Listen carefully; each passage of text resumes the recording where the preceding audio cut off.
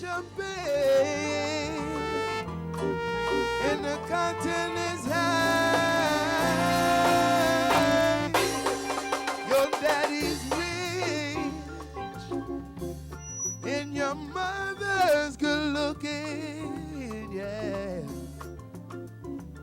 So hush, little baby, don't you cry.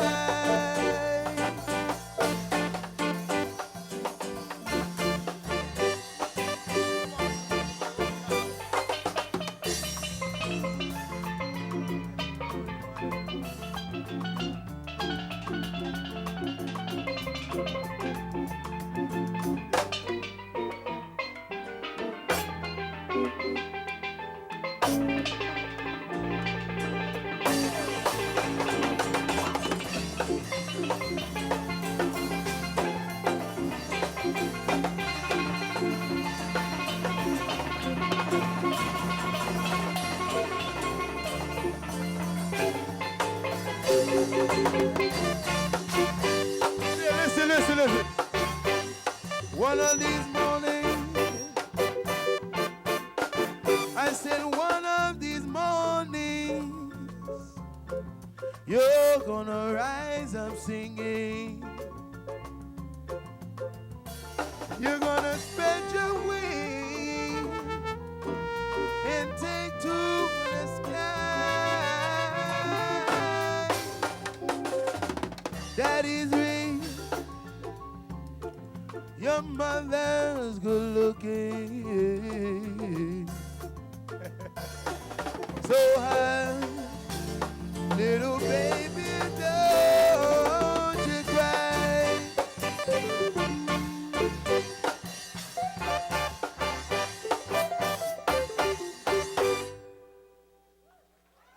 Blessings, everybody. My name is Toussaint, and we came here to play a little bit of music for you tonight. I hope you enjoy. We're going to get into another tune right now, so let's do it.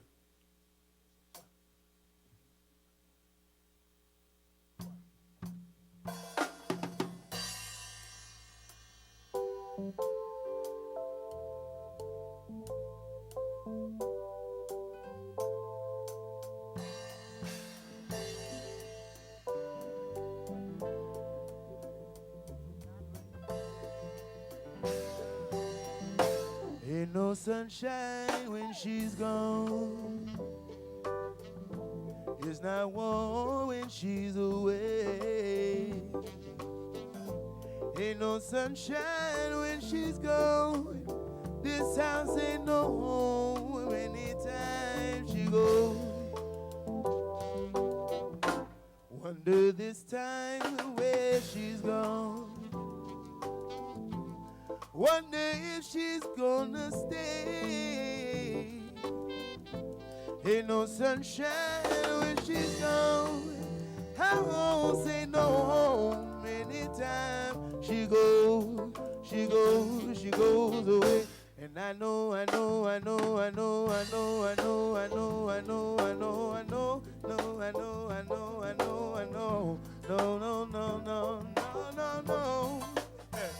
said I ought to leave this young thing alone.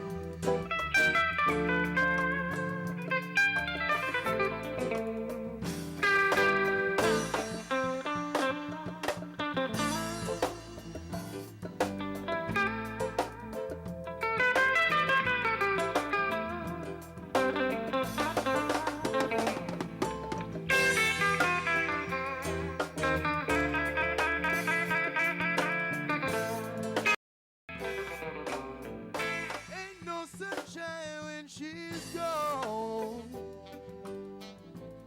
Only darkness every day. Ain't no sunshine when she's gone. This house ain't no home. Anytime she goes away. Wonder where she's gone. Wonder if she's gonna stay. Ain't no sunshine when she's gone. I'll say no home. Any old time she goes away.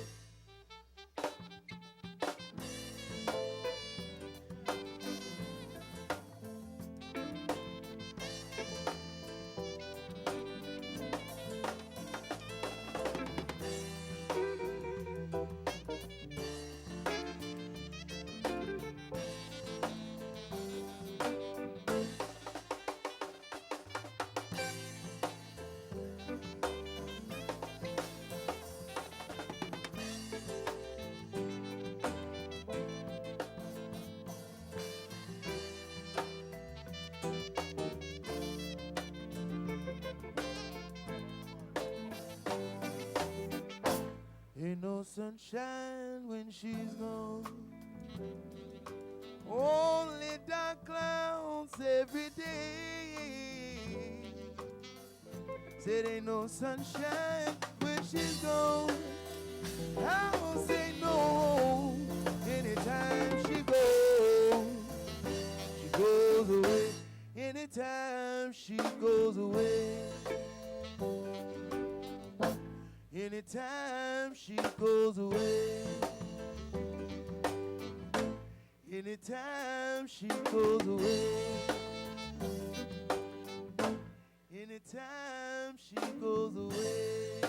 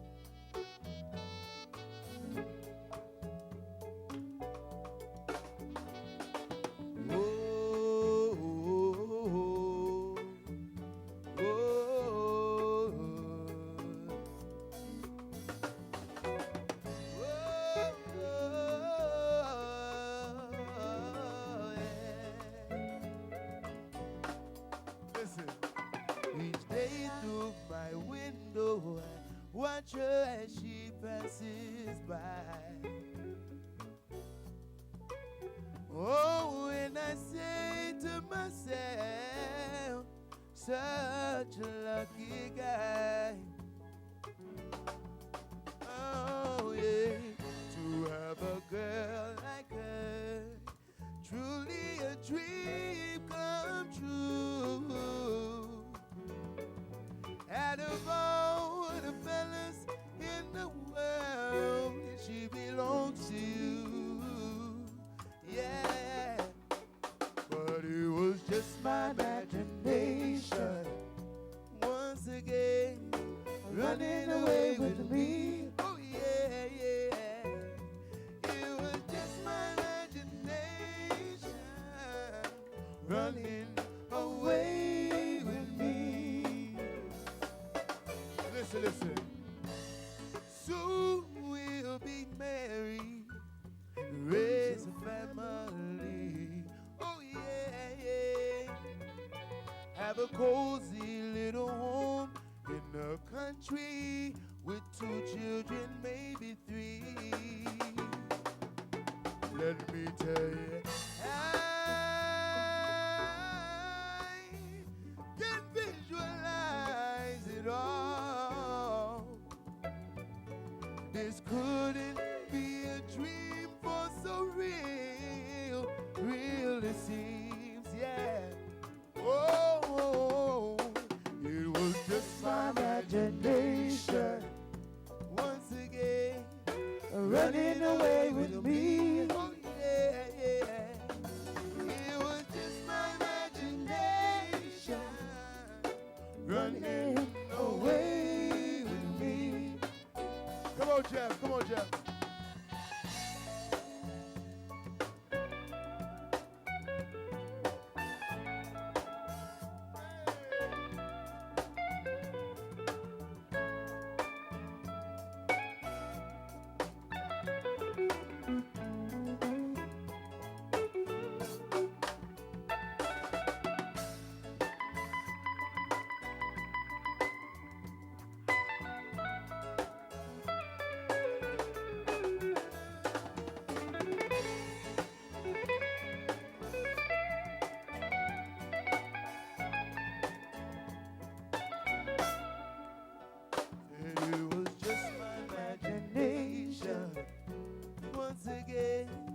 Running away with me. Oh yeah, yeah.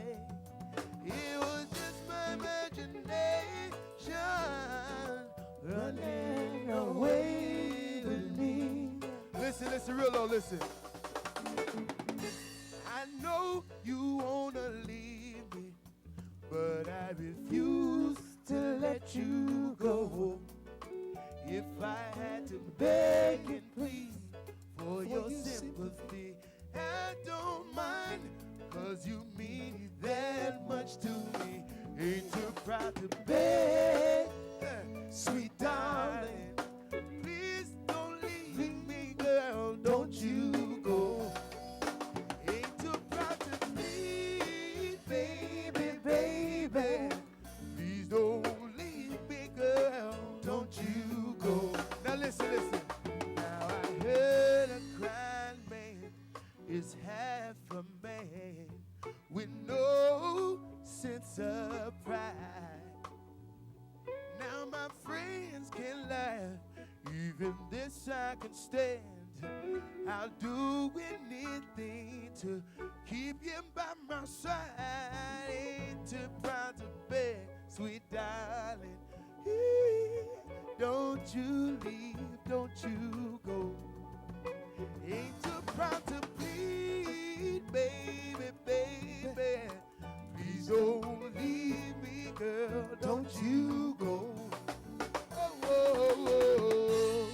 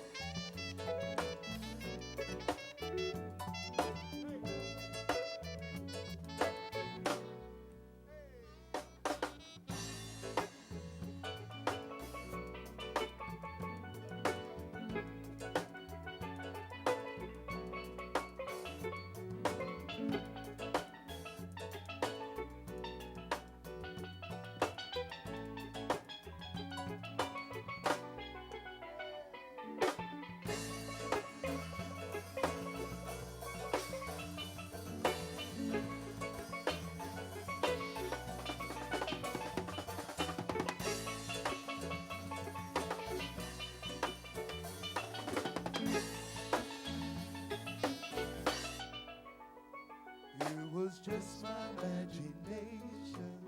Yeah, make some noise for Sister D on the pan. Running away with me. It was just my imagination running away with me. Make some noise for Kogo on the saxophone.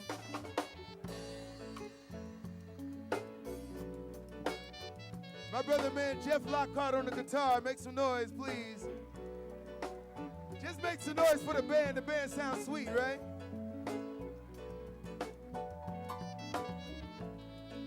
I'm going to say one more thing. Listen. Hey, soon we'll be married and raise a family. Oh, yeah, yeah.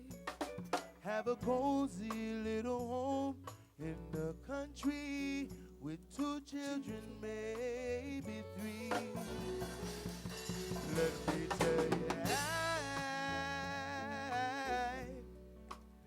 I can visualize it all. Yeah.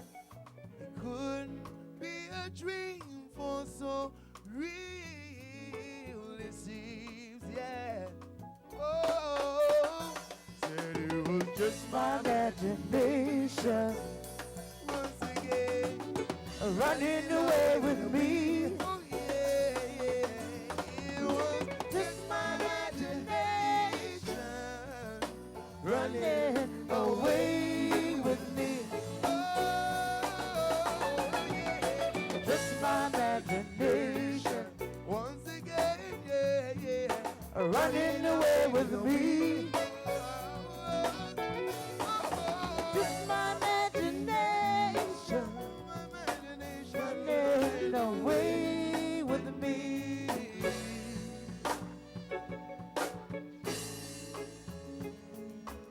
Thank you very much. I hope you enjoy the evening. We have a lot of very, very special speakers up here tonight. So I hope you come prepared to hear some very good information.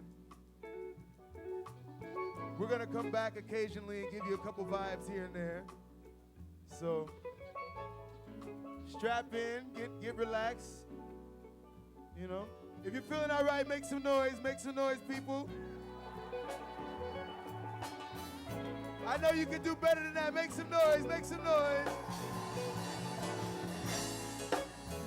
Yeah. I'm feeling real good too.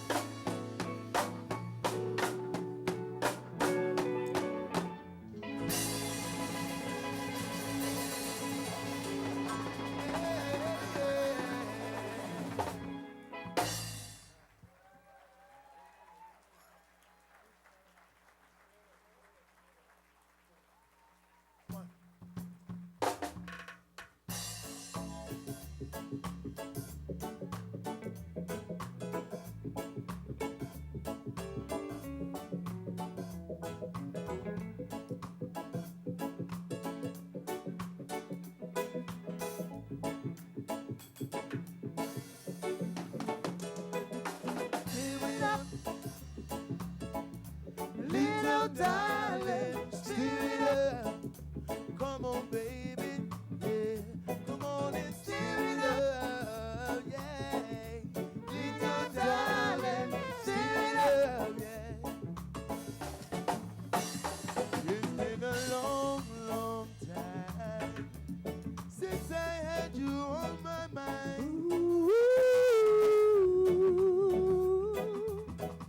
Now that you're here, it's so clear. You see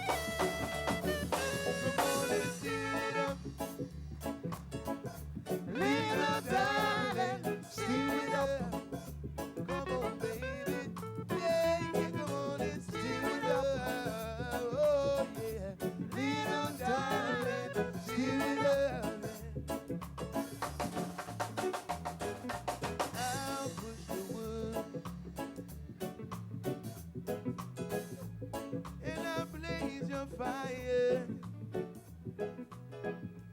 Said I know now I must take you higher, yeah.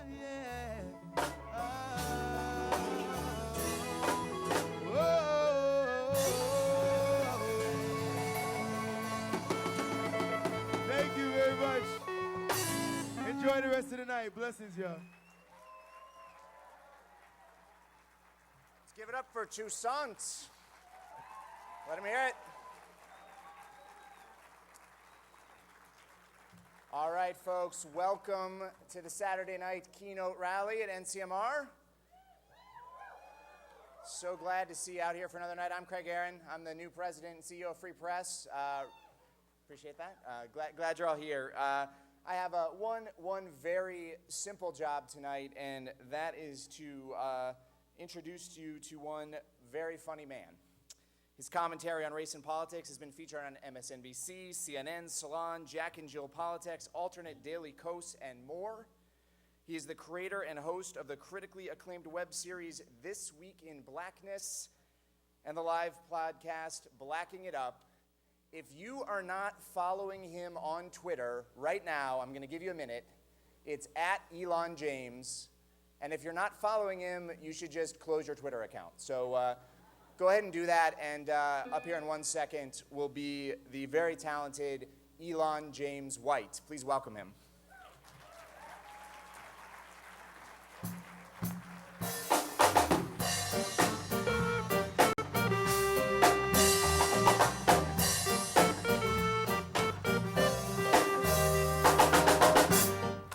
Give it up for your band. Toussaint Liberate, everybody. Come on. Clap it up. They've been kicking ass. We have a house band, people. Like, if I wanted you guys to just do stuff, could you just do it? Like right now, like I want house dance hall, go. All right, stop. I want hip hop, go.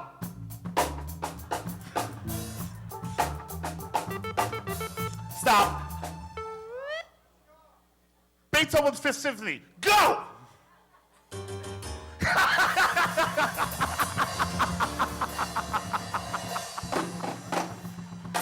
Nice. I appreciate that. You played that well, sir. What is going on, people? My name is Elon James White. I will be your MC for the night. That's right. Welcome to the second night of the 5th Annual National Conference for Media Reform, people. Come on, clap it up. This is a big deal. You might not know this, but this is the best attended conference in the 5 years that this has been happening, people. Yes. You guys care. You guys are changing how media works, and that is how this all should work. Okay? And I appreciate you guys. You guys are the most important people that are here tonight, all right? So please clap it up for yourselves.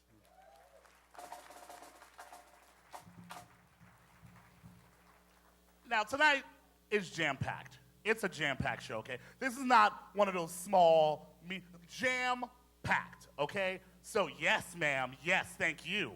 And so, you guys know this. I feel like I'm bringing it, this is like really a non-issue, but you guys know that Free Press is a nonpartisan organization. You guys are familiar with that, right?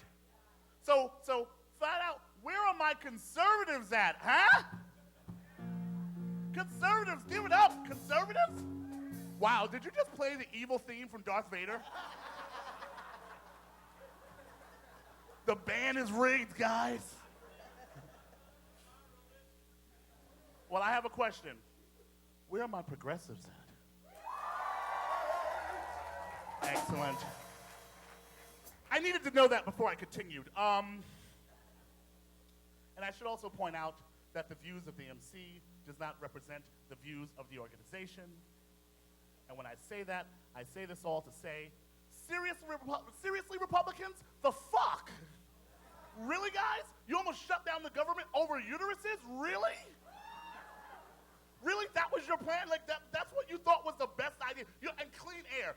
How the hell were you going to frame that thought, a debate, sir? It's ridiculous. I feel like the Republicans were literally holding, like, they were like a bad cop movie. And they were holding women like hostage, like, don't I swear to God, I'll shoot a uterus, I swear to God, I'll do it. I'll do it. And Republicans, like, the Democrats were like trying to calm them down, like, listen, relax, it's okay. What do you need? What, 8 billion more in ridiculous cuts? Fine, we'll do it. We'll do it. Let's just talk. Let's just keep this moving. I'm not amused by any of it. The Republicans at this point are like, they're like a reality TV show. Like it's the best reality TV show you've ever seen. Like, forget the Kardashians. I want to know what the Bachmans are doing. You know what I mean? Come on, Michelle Bachmann is magic on a stick. Michelle Bachmann says crazy shit and then looks at you like you did something wrong. Like, just wide-eyed, like, what happened? Craig, it's like she doesn't know that we can hear her. She just goes on, just starts talking. Like, she talks so much shit, I think she's getting paid by the stool. Like, I'm not even, like, seriously, like, what's wrong with this woman? I don't even believe she has a bathroom in her house. I feel like when you go to her, like, when she needs to take a dump, she just takes out history books and just put it on the ground. And just takes a dump right there. Like, that's what she does. Michelle Bachmann, first of all, and I don't understand why white people haven't voted her out, okay? I'm really confused. And by the way, I don't mean out of office. I mean out of the white race. The fuck people. Why, you know this goes on your permanent record, right?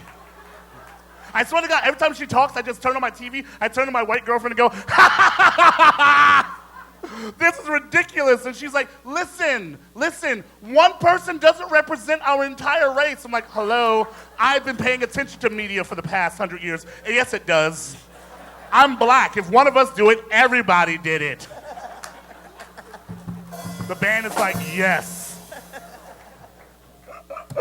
But seriously, Michelle Bachmann was giving a talk, and she actually said, listen, the founding fathers worked tirelessly to free the slaves. All of Black America did a collective, huh? Like, seriously, you do realize that you can't be working tirelessly to free the slaves if you currently own slaves. It's not how it works. I swear to God, at this point, she's so bad with history and so many of the Republicans, I feel like there should be a national opposite day, and that we should just, like, I want to clutch when I see a bunch of white guys walking towards me, instead of clutching my bag, I want to clutch my history book. You know what I mean? Just like, they will fuck it up. They will fuck this up. All right, people. We have a long night ahead of us, and I'm just getting started. All right. Our first speaker this evening, first of all, he's appeared at all 5 national conferences for media reform, okay? He's been a real and rare public interest champion in Washington on issues like diversifying media ownership, protecting the open internet, and speaking out against big media mega mergers, okay? He is a senior member of the Federal Communications Commission. He began his service in 2001 and was sworn in for a second term in 2005. Until 2001, he served as the Assistant Secretary of Commerce for Trade Development at the U.S. Department of Commerce. In that role, he worked to improve market access and market share for nearly every sector of American industry, including information technologies, telecommunications, aerospace, automotive, environmental technologies, pharmaceuticals, chemicals, textiles, services, service industries, and tourism. He's devoted much of his time to building private-public sector partnerships to enhance the nation's success in the global economy. From 1993 to 1998, he served as a Deputy Assistant Secretary for Basic Industries, a component of the Trade Development Unit, and he moved to Washington in 1970, joined the staff of Senator Fritz Hollings, and served for more than a dozen years as Administrative Assistant and Chief of Staff. Whew! Please give it, what?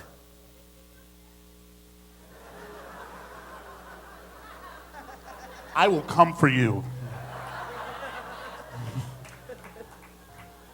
I expect a drink afterwards. Please give it up for the FCC Commissioner, Michael Copes, everybody.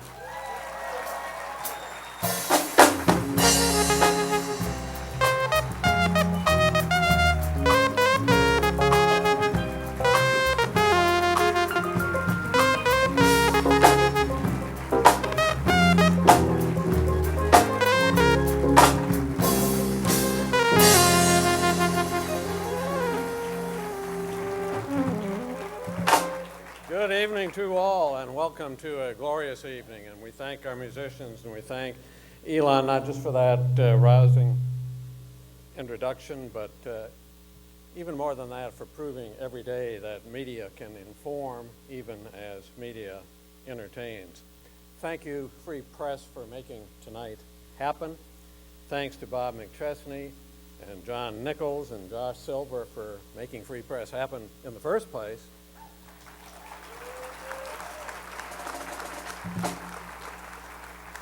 And thanks to Craig Aaron for picking up the mantle of leadership. Thank you most of all, though, to everybody who came out tonight, who came here this weekend, showing America that citizen action is alive, citizen action is well, and citizen action is determined to finish the job of media reform.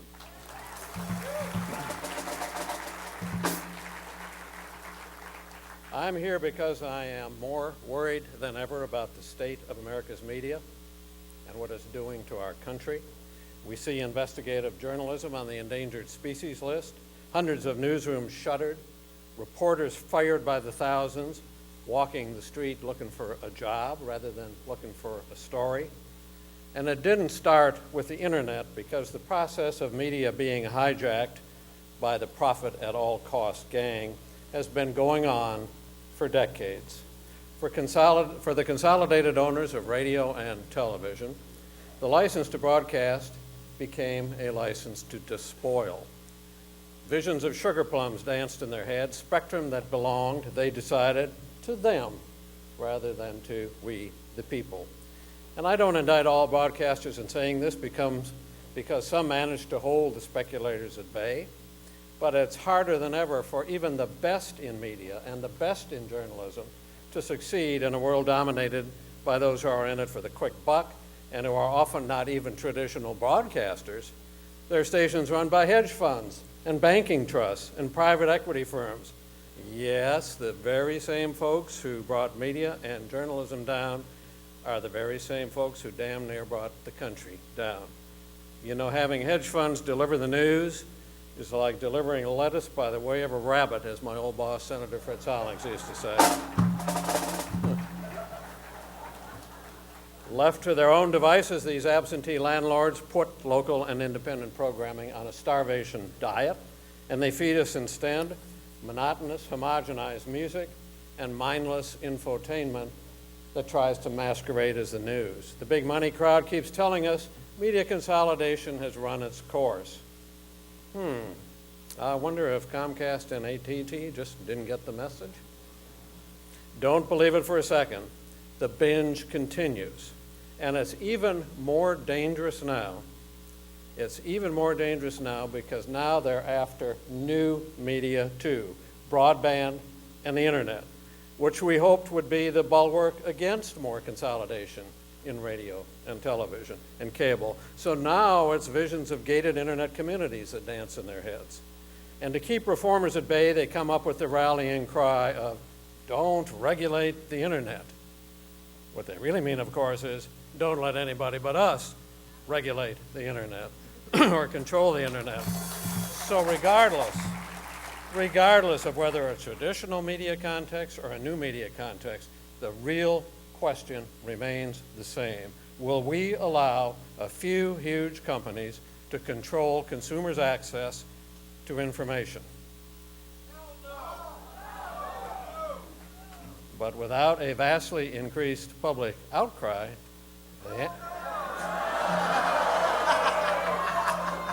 then the answer won't be yes. Let me ask, is there anyone here who wants a consolidated, cableized internet controlled by a few corporate gatekeepers? Is there anyone here who believes new media should suffer the same sad fate that has decimated big radio and television and cable?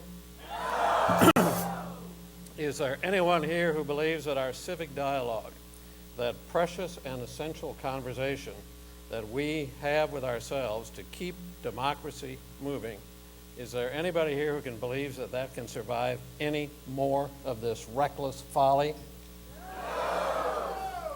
Secretary Clinton tells us that we are losing the information war. Globally, yes, but right here at home too.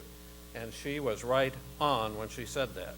Informed electorates depend upon facts, not on talking heads hurling opinions at one another. And I don't say this in a partisan way, because it is the absence of facts, not the presence of opinions, right or left, that hurts us. I have opinions. I love opinions.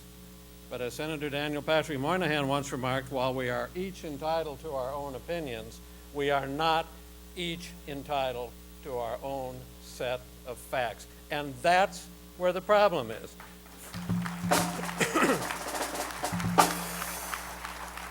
That's where the problem is. Facts that are never dug up. Stories that just don't get told. And who suffers in the process? We do. I am not advocating taking anyone off the air, but I want to make room for facts on the air.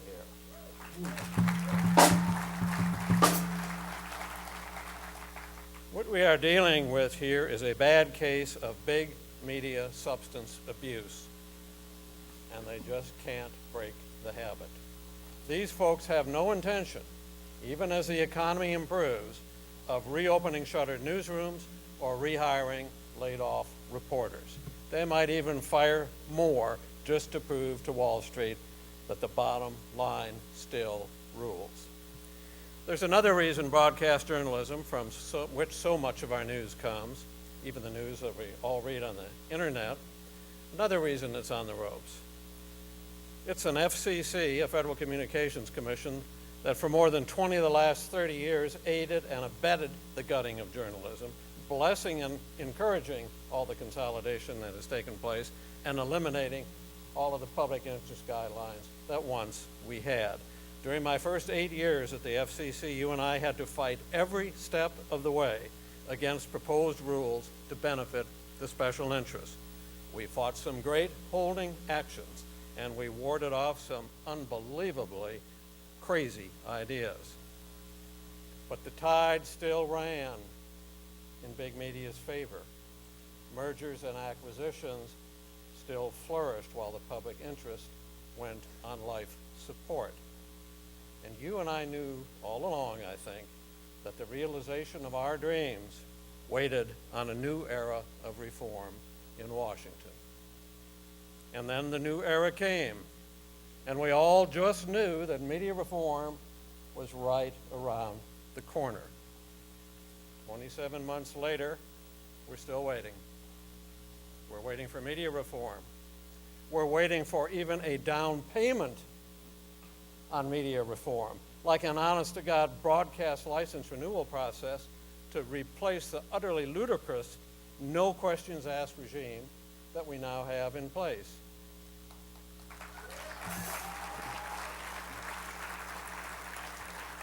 Or some public interest guidelines to encourage broadcast news, encourage diversity, encourage localism. And you know where I come from. If a station isn't doing its job, put it on probation. And if it still refuses, give its license to someone else who will do the job. These are things we can do right now using the current authority that we have, the statutory authority. Just give us some sign that the FCC is putting the brakes on a system that is spinning dangerously out of control. This present commission that I'm a part of, we own these issues now. You can't hide. And we need to put them front and center where they belong and resolve them. Yes, this commission has made some important progress on broadband and wireless and consumer issues and many others, and I applaud that, but the clock has run too long on the media essential steps you and I have been talking about, not just this week, but for so many years. What we have been promised is a commission report assessing the media landscape. Well, I've been assessing the media landscape for 10 years. You've been assessing the media landscape for that long too, and the American people have been assessing the media landscape. Now is the time for action, and if this report does not come filled with strong and hard-hitting public interest recommendations, it will not be worth the paper it's written on. You and I must demand action now. The future of media is no inside the Beltway issue. You folks proved that back in 2003 when you organized the GRASSROOTS and 3 million citizens wrote in and told a previous chairman that his proposed loosening of our media ownership rules didn't fly in this country. Citizen action can still work, even in this age when so few people wield such outrageous power. It is time to vindicate citizen action again, and these issues that we're talking about this weekend are spot on the exact issues on which to do it. Winning this battle for America's future is the single most important thing you and I can do to preserve this democracy of ours. Many other interests crowd in for our attention, but those other issues all depend so heavily on how media treats them that their reform, the reform of those issues, depends upon media's reform. And media reform depends on you. In the end, it all comes back to each of us in this room and our allies and colleagues and families and friends and everyone you can talk to, write to, teach to, tweet to, sing to, even march with. And I, by the way, really like that march with. Get the people involved again. They are ready to listen. And as for me, I pledge this: after my time at the commission runs out later this year, I am staying on these issues, I am sticking with them, and I am sticking with you until we win.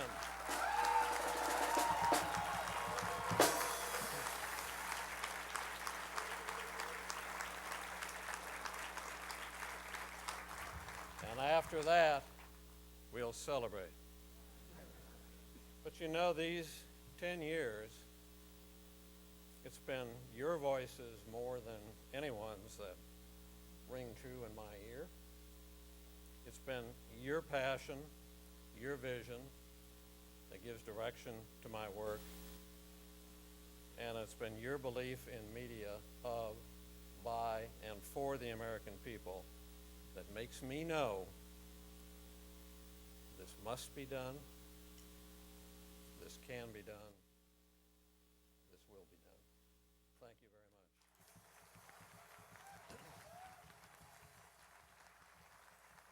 Thank you. Thank you. Thank you.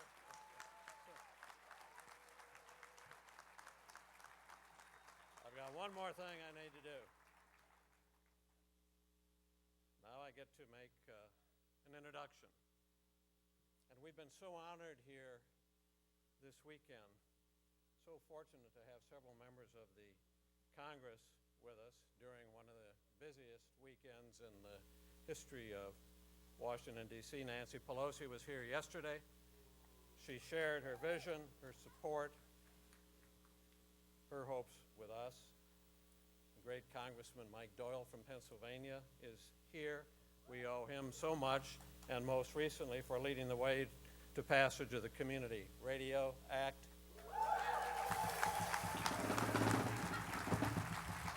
Low power to the people.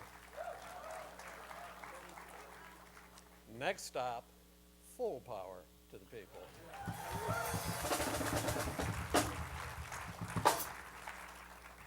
Donna Edwards is here. She knows this movement. She sprang from this movement. She got elected on the issue, very importantly, of network neutrality. But my signal honor tonight is to introduce one of my real personal heroes, a leader of our cause, and one of the most courageous and effective legislators ever to serve in Congress. And I'm talking about Boston's own Edward J. Markey.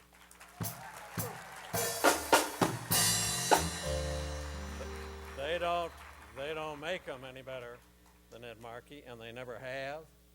He is a man for all issues, seeing problems before they become crises, comprehending them with an astounding combination of brilliance and vision and good judgment, knowing how to explain issues to people so they really understand what's at stake, mastering the art of how you build support and how you make good laws happen. And if you put together the legislation this good man has guided to passage in telecommunications, in environmental policy, in energy, in health, in help for the disabilities communities of this country, and the list just goes on and on, you will see a record of accomplishment that will forever shine in the annals of Congress. He does not stop giving ever for the people of the 7th District, for the people of the Bay State, or for that matter, citizens across the land. He is not just my hero, he is a hero for our time. I am so proud to have him as my friend, and I'm thrilled, really thrilled to call him to the stage now. My friend Ed Markey.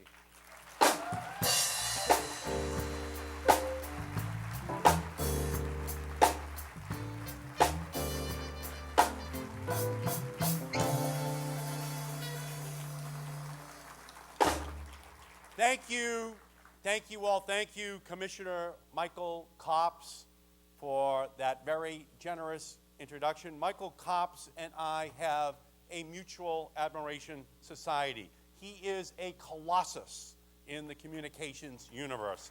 He is a stalwart champion of the public interest. Commissioner Copps upholds the values that the Communications Act directs the FCC to fulfill on behalf of the American people: diversity, localism, universal service, competition, and innovation.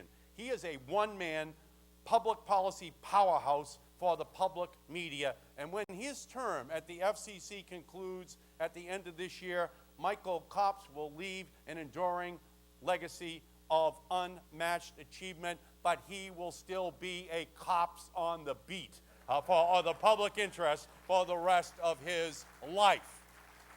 Thank you, Josh Silver, for your incredible leadership and far-reaching vision.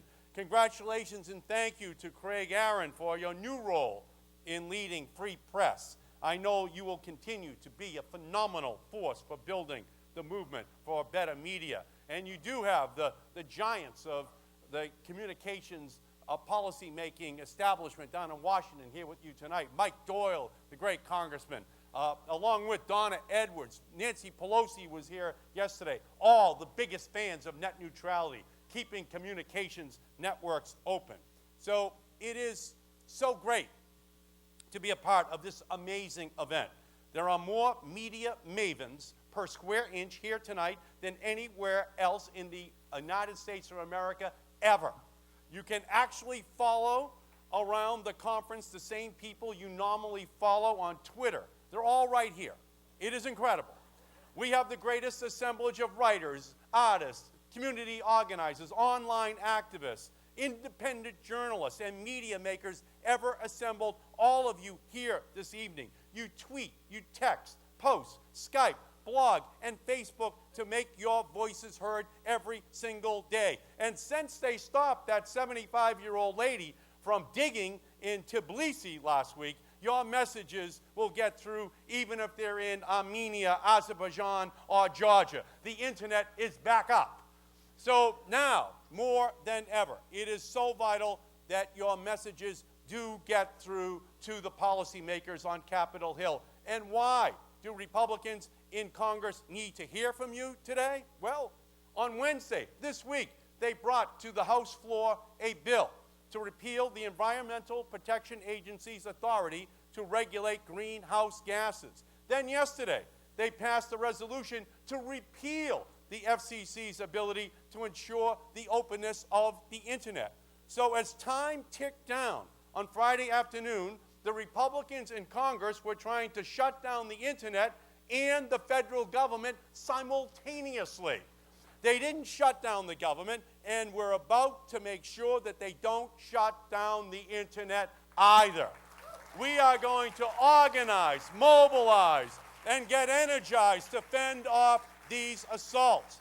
That's because GOP used to stand for Grand Old Party. Now it stands for Gang of Polluters. Now it stands for Greed over Principle. Now it stands for the Gas and Oil Party. Republicans attack the authority of both the EPA and the FCC, which are designed to make both the polluters and the broadband barons the big winners at the expense of our environment, our health, our economy, and the American consumers. In other words, the Republicans are trying to pass legislation to destroy the World Wide Web, and they're also passing legislation to help destroy the whole wide world. They're taking aim at Google Earth and setting their sights on Mother Earth. They are trying to mess with the blogosphere and pollute the atmosphere at the same time. They want to clog up the internet, smog up the air from smokestacks belching massive amounts of dangerous global warming pollution.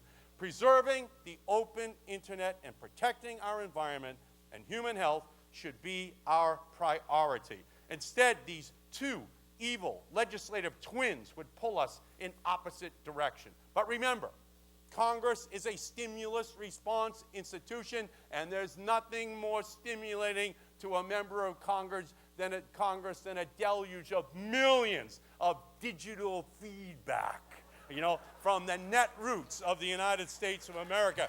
You have the power to put congressmen on notice that their votes can have consequences for their job security.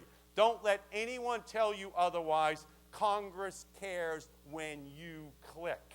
In the net neutrality battle, when the FCC put forward its open internet order, I wasn't happy. I wanted it to go further. Michael Copps wanted it to go further. I wanted reclassification under Title II.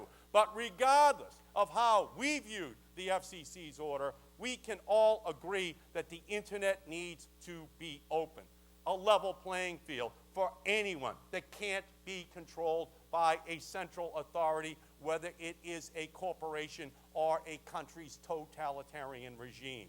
We are constantly reminded how essential an open internet ecosystem is to free expression and democracy. In the Middle East, from Tunisia to Iran, Egypt, and Bahrain, Saudi Arabia, and Libya, young people are striving to throw off the shackles of corrupt, repressive regimes. The echoes of Tahrir Square and Pearl Square in Bahrain stretch back through world history to places like the Lexington Green, which is in my congressional district and only a few miles from here. On Lexington Green in 1775, American colonists took up arms and began the struggle to free themselves from the tyranny of Great Britain. A half a mile from here, there was a Tea Party, then too, but it was the Tea Party of Sam Adams. Today's Tea Parties are more like the Tea Party of Alice in Wonderland, with more Mad Hatters than you can count.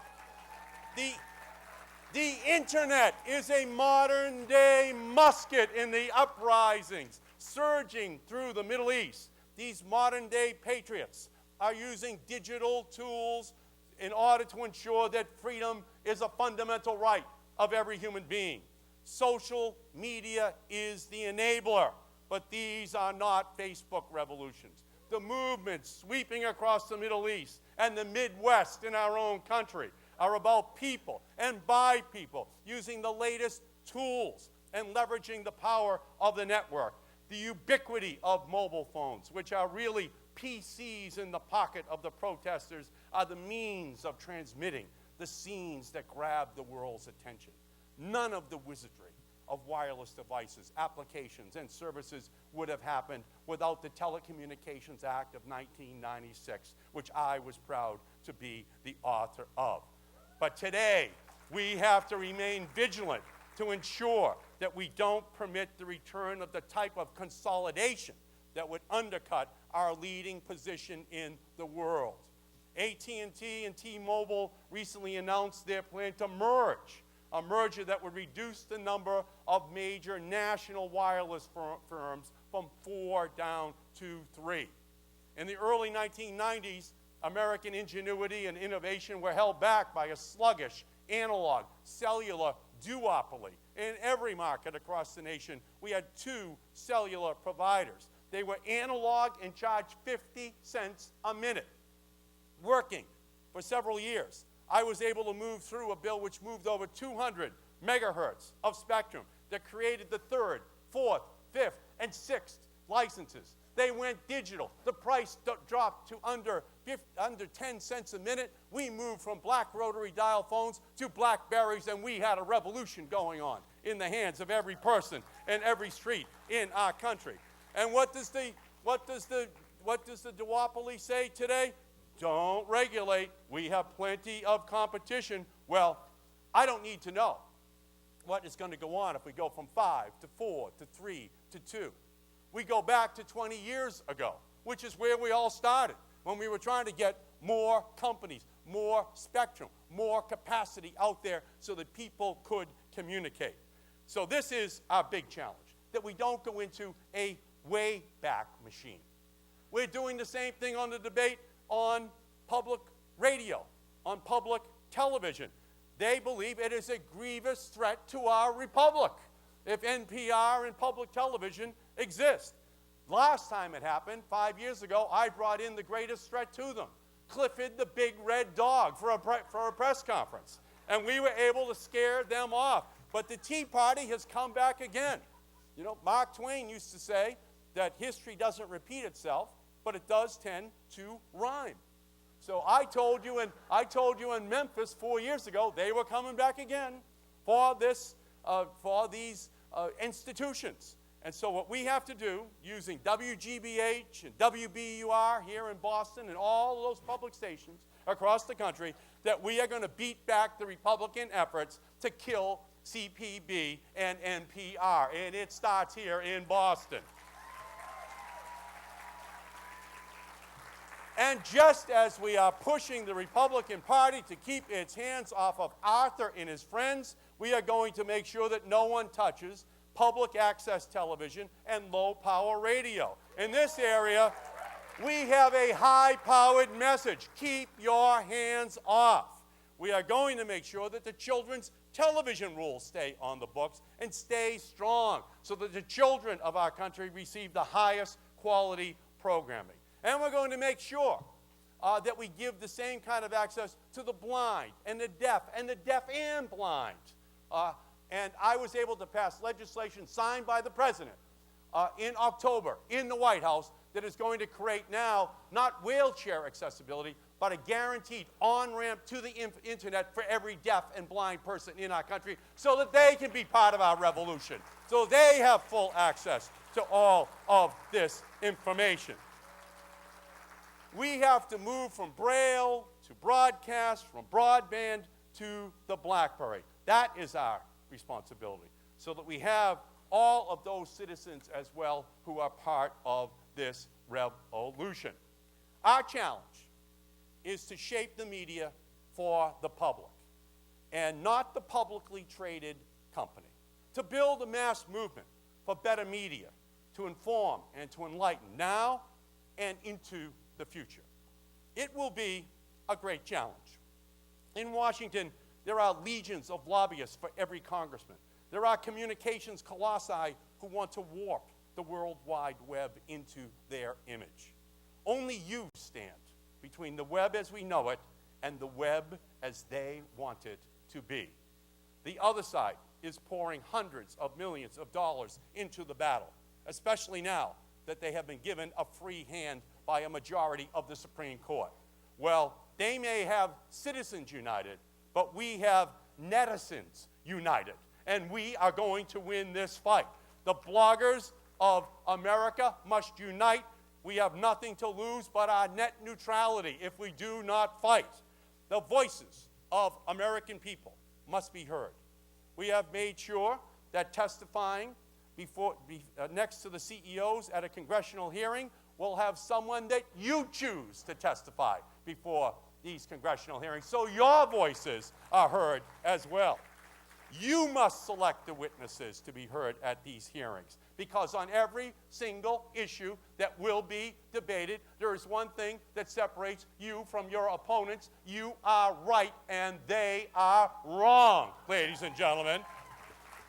And why is this fight worth fighting? Well, in the words of Robert F. Kennedy, whose speech almost a half a century ago electrified a nation, he said, Too much and for too long, we seem to have surrendered personal excellence and community values in the mere accumulation of material things.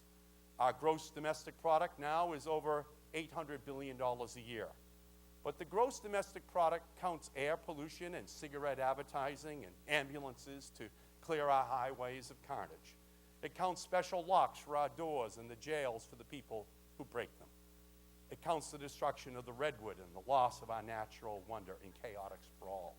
It counts the television programs which glorify violence in order to sell toys to our children.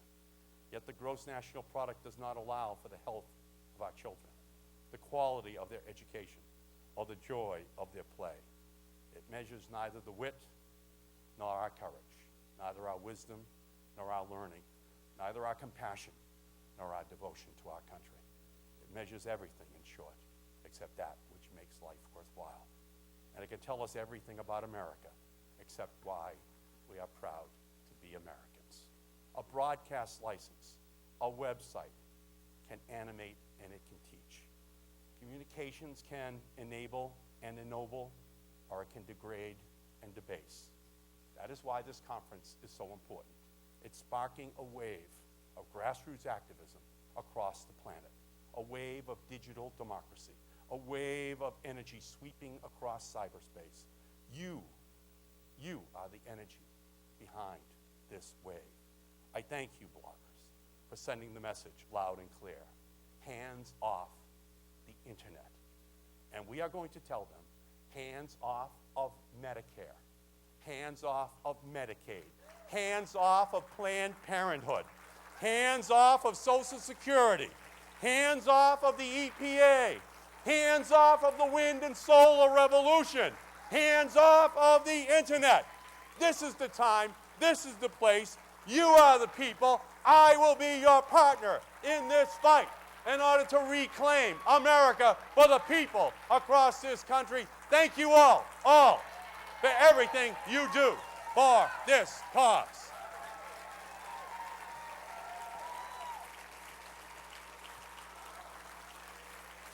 Thank you all so much.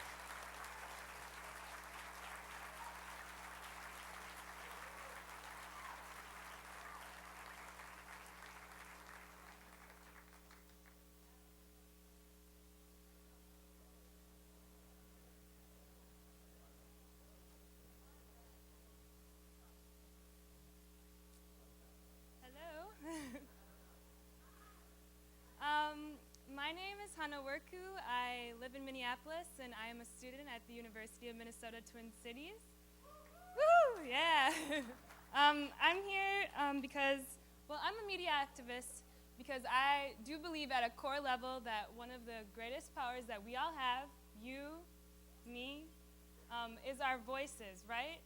The ability to articulate, to challenge, to speak back. And that's why we need media as a platform. So I'm here to talk about the Who's University campaign. We are a student-led initiative, and we're organizing around a call for equal access and resources for underrepresented groups in our public education system. Our campaign relies on social media as an essential tool for contesting dominant images of student life. So just to be clear, the University of Minnesota spends over $1 million on advertising every year, and this is in a time of recession. A couple years ago, they were spending $2 million, and this money directly funds the taglines, sound bites, and photographs that are broadcasted around the state.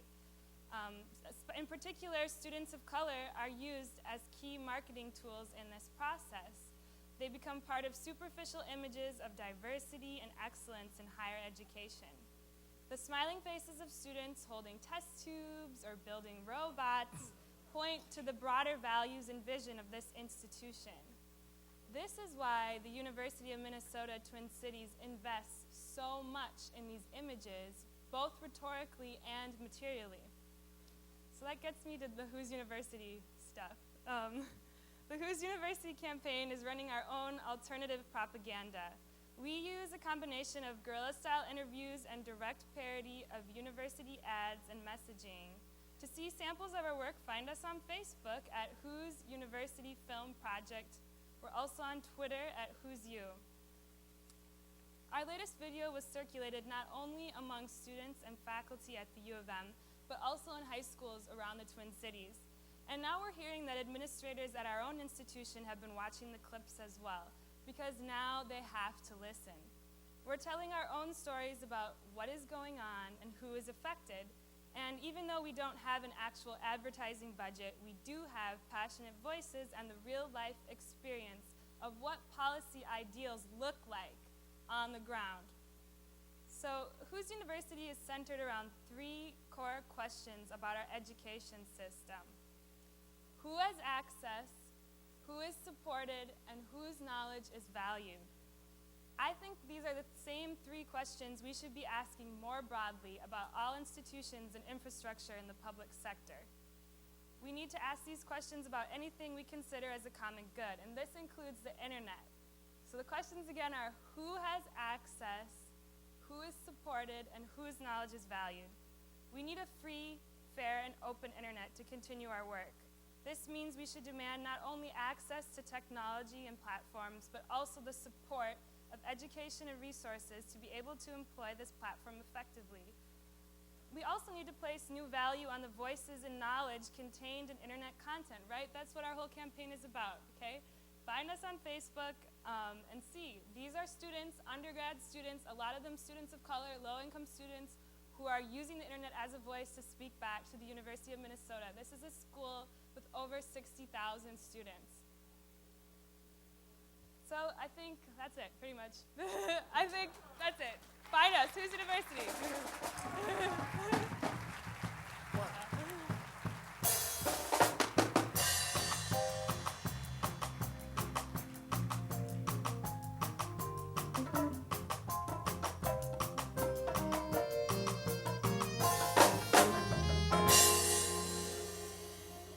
Are you guys having fun? Excellent. Ed Markey was on fire, wasn't he? I was in the back and I was like, Jesse?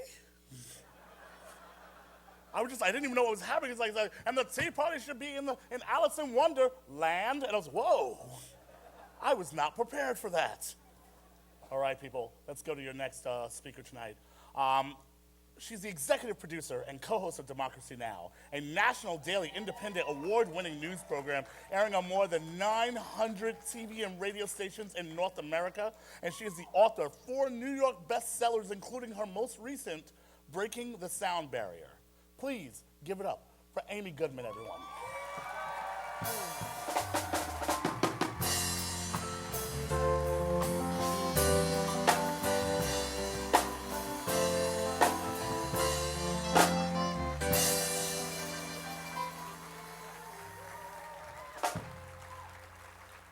It is really incredible to be here and to have been at all of these national conferences on media reform, how critical they are.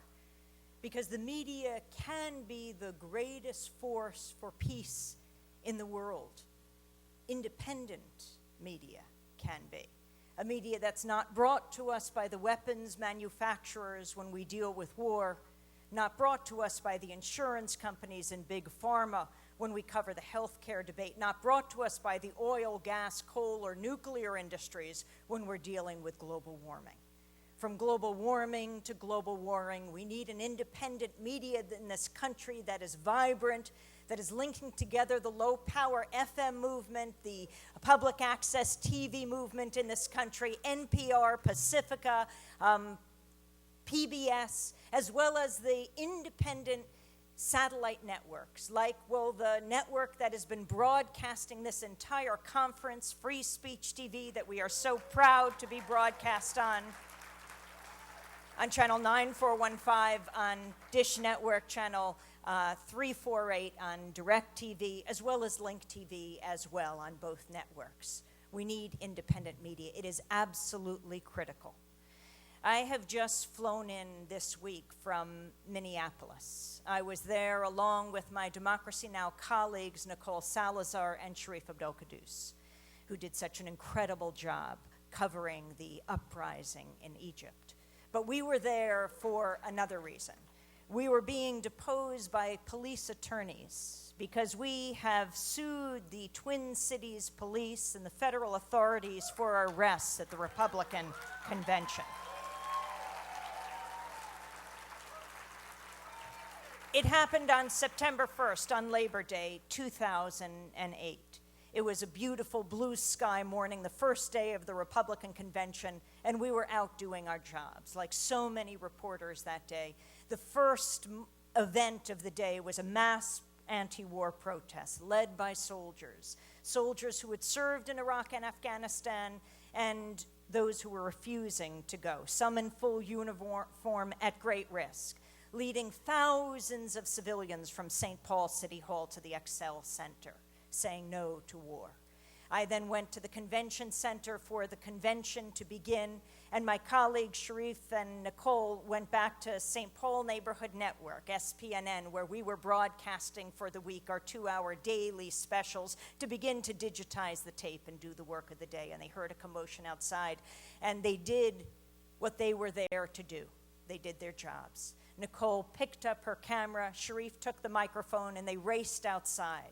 They saw the riot police, they saw the protesters, and Nicole started filming in a big parking lot. And the riot police came at her. As she held up her press pass and shouted, "Press, press," she continued to film, not expecting to film her own violent arrest. But the riot police would not stop. They were shouting, "On your face, on your face." They were telling her to move. She was against parked cars. She said, "Where?" And they took her down on her face. And as they had a knee or boot in her back and her face was in the ground, they were pulling on her leg, which bloodied her face. And the first thing they did when her camera tumbled down was remove the battery, if you were wondering what it was they didn't want her to do. Sharif raced over, telling the police to calm down, and they threw him up against the wall, kicked him twice in the chest, bloodying and scarring his arm, and arresting him as well. They face PC felony riot charges, probable cause felony riot. I got the call from my colleague here tonight, senior producer Mike Burke. I was on the convention floor interviewing delegates from the hottest state, from Alaska. And he said, "Come quickly. Sharif and Nicole have been arrested. We think they've been hurt." So I raced with Rick Rowley of Big Noise Films, fantastic journalist who has been covering Iraq and Afghanistan now for years, who together with Jackie Suin has done the incredible films from Zapatista to Fourth World War. We raced down the streets of St. Paul to 7th and Jackson, and all I did was go up to the police line, honoring the police line, not trying to pass it, demanding to speak to a commanding officer so I could have my accredited colleagues released, as they could see I was, because I had all my credentials on to be on the convention floor that allows me to interview presidents and vice presidents and delegates. And I simply said, "I want to speak to your commanding officer." They ripped me through the line, twisted my arms back, slapped the handcuffs on, threw me up against the wall onto the ground. I pleaded with them, "Don't arrest me. I just want my colleagues released." Well, we were all charged. Eventually, because of, I'm sure, many of you, and people all over the country, because the YouTube video of our arrest went immediately online, thousands of people were calling, tweeting, faxing, emailing in, we were released. Sharif was taken out of the cell even before the AP photographer. 40 reporters at least were arrested that week, along with hundreds of people who were protesting everything to war, from war to poverty in the streets of St. Paul. When I was taken to, after being freed, back to the convention to be interviewed by the networks, I was in the NBC skybox, and after I finished an interview, an NBC reporter came up and said, "How come I wasn't arrested?" I said, "Were you covering the protest outside?" He said, "No." And I said, "Well, that's the thing. I'm not being arrested in the skybox either." Right? 90% of life, as Woody Allen says, is just showing up, and that is our job, to cover the convention floor, to speak to the delegates, to get into those corporate suites, to see who's sponsoring the Republican convention, who's sponsoring the Democratic convention in Denver, and to get out into the streets where the uninvited guests are, where thousands of people gather who are not going to be able to get inside, who also have something important to say, because democracy is a messy thing. It's our job to capture it all, and we shouldn't have to get a record when we try to put things on the record. the response of the police chief from St. Paul the next day when I went to cover his news conference, Police Chief Harrington, when I described to him what happened to Nicole and Sharif, how they'd been bloodied, how they'd been arrested, and why all three of us ended up in jail. I said to him, what have you instructed your police to do, and how do you expect us to operate in this environment? He responded, we could embed with the mobile field force, the police mobile field force.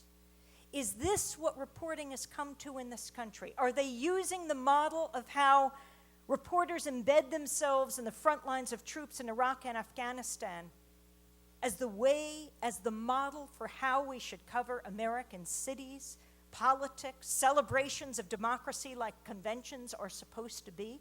Is that what this has come to? Because the embedding process has brought the media to an all-time low.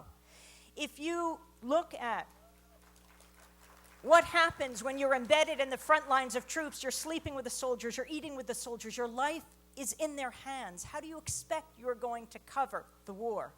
If you're going to have that kind of embedding, you need reporters embedded in Iraqi hospitals and Afghan communities and the peace movement around the world to understand the full effects of war. And it's not only a problem being embedded in the front lines of troops. I'm certainly not saying reporters aren't brave when they do that, but you're getting one perspective. The deepest problem is being embedded in the establishment here in this country. We have a special role to play. My brother and I wrote a book called Static, and the reason we called it this, and in this high-tech digital age, in this time of high-def television and digital radio, still all we get is static, this veil of distortion and lies and misrepresentations and half-truths that obscure reality, when what we need the media to give us is the dictionary definition of static: criticism, opposition, unwanted interference. We need a media that covers power, not covers for power. We need a media that is the fourth estate, not for the state. And we need a media that covers the movements that create static and make history. Which is why I want to dedicate Democracy Now's presence here this weekend and all my wonderful colleagues who are here to Manning Marable, who we lost last week, this wonderful scholar who, on the day that his book was to be published, 3 days before he died, who wrote the book Malcolm X, A Life of Reinvention, who teaches us deeply about what movements mean, because I think that's why we are here this weekend. We need a media democracy movement that follows on the traditions of the great movements in the history of this country.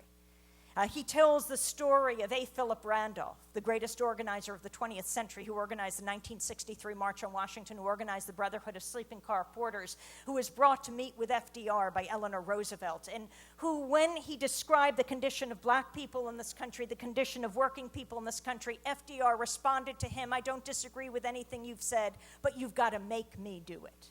Make me do it. What a lesson for today.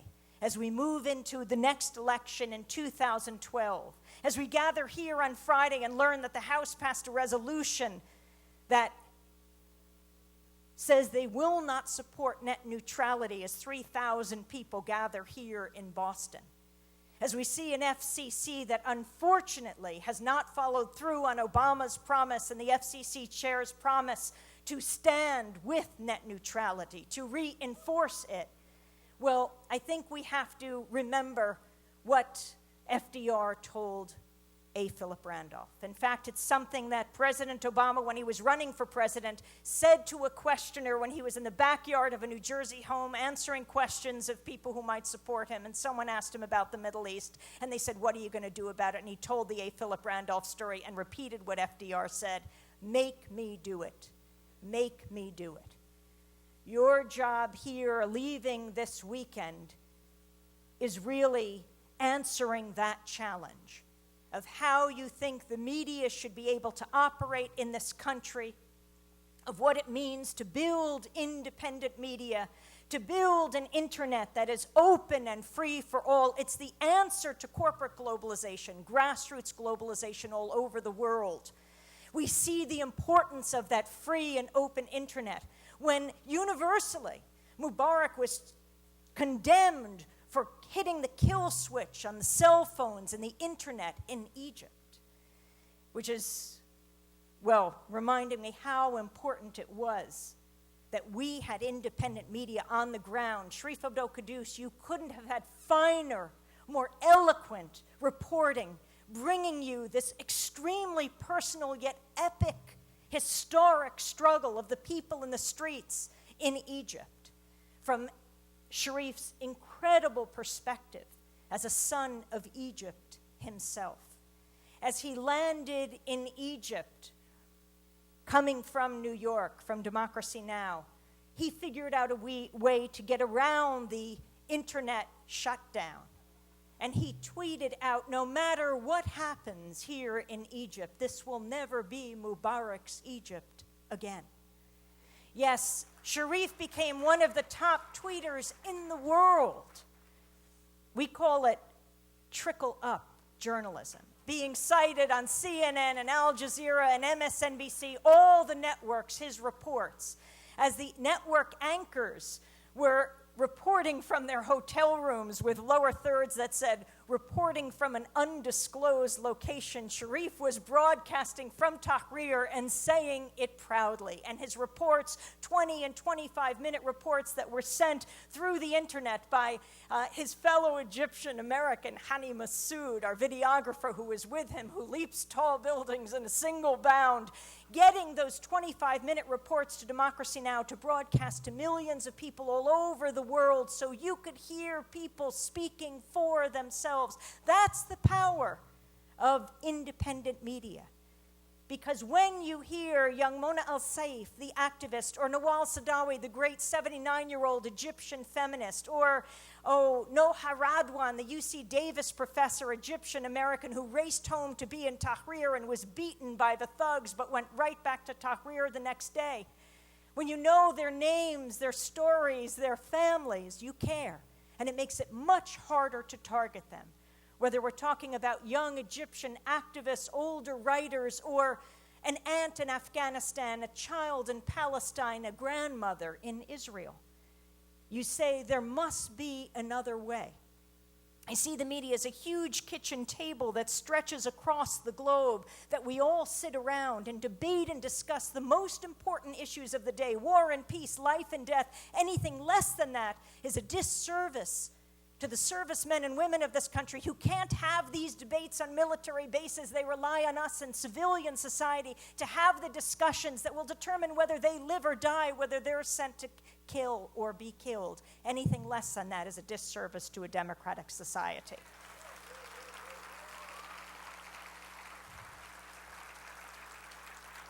I just want to end from the Middle East to the Midwest. In the Middle East, we have to understand how it is these despots remain for so many decades. The questions Western pundits asked, those people in Washington on all the networks who know so little about so much, explaining the world to us and getting it so wrong. These despots remained because they had a coat of armor. Mubarak, $2 billion a year from the United States, a coat of armor made in the USA, one of the few things that is still made in the USA. $2 billion a year. Most of that money going to the weapons manufacturers, from General Dynamics to Raytheon to Lockheed Martin to Boeing. We have to be able to tell this story because the people on the ground in Egypt, in Yemen, in Bahrain, in Tunisia, they understand it. And we need a media that bridges the gap so we can understand. We come from the trigger end. They're at the target end. And we need a media that bridges so we can all understand and participate in a global discussion about how we want to live in a global world. I just want to end with the words of Karim Amr, or the blog of Karim Amr. He's a great young Egyptian blogger who was in prison for 4 years, got out, was in Tahrir, and before we knew it, he was disappeared again. As Sharif would report, we'd ask him, where is Karim Amr? And he said, we don't know at this point. Eventually, right before Mubarak fell, he was released from a desert jail. But my colleague Dennis Moynihan and I, when we were writing the column that week, we went to Kareem's blog, and it's dedicated to Hans and Sophie Scholl, this young Egyptian blogger, dedicating his blog to Hans and Sophie Scholl, a brother and sister who formed the White Rose Collective in Germany in World War II. They thought, what can we do in the face of the Nazi atrocity? They weren't Jewish, they were German Christians, but they knew they wanted to expose, to ensure that Germans would never be able to say they didn't know. And so together with their professor and other workers, they started to publish pamphlets because information is power. They published 6 pamphlets on all. On the 4th pamphlet was written the words, "We will not be silent." They passed these out under cover of night. They dropped them in an alley, in a market, in a classroom, and eventually they were caught by the Gestapo. They were tried, they were convicted, and they were beheaded. But that philosophy, that motto, should be the Hippocratic oath of the media today. We will not be silent. Democracy Now!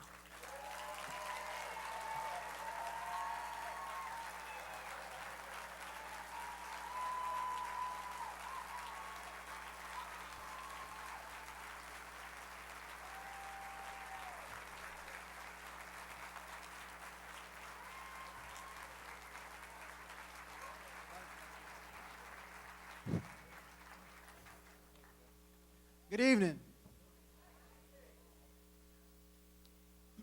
My name is Khalil Shahid, and I am a project coordinator with the Center for Social Inclusion, coordinating the organization's Broadband Equity Project. I came in tonight, they asked me to come out and speak to you all about why I am a media reform advocate. And although I live in New York City now, I'm actually from New Orleans. And in 2005, when Hurricane Katrina came through the Gulf Coast and the subsequent flood that flooded the city of New Orleans, as you all are very familiar with, I actually at the time was outside of the country watching all of this happen on CNN International. I was actually in India at the time.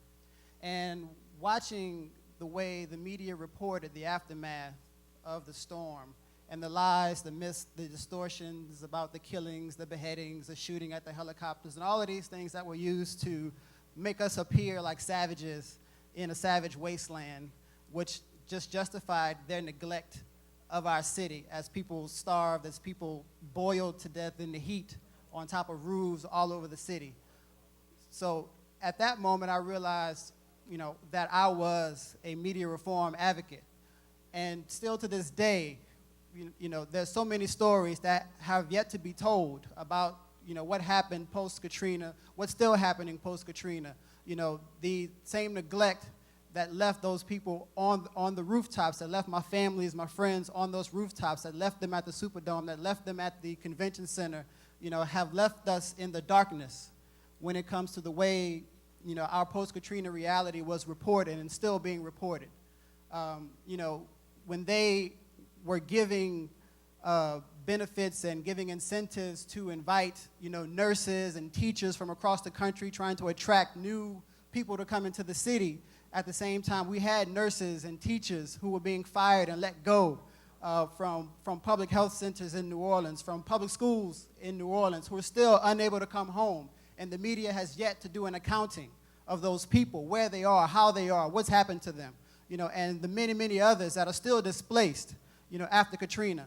The media, the mainstream media, the major media, has never come in and really done a story about people like the Soul Patrol, who were from my neighborhood, who went around post-Katrina in the darkness, rescuing people all over when the first responders weren't there. Who are the real first responders after Katrina? Those stories have never been told and are still yet to be told, and these people are still being neglected. So to be a New Orleans is to be a media advocate, because we have, thank you.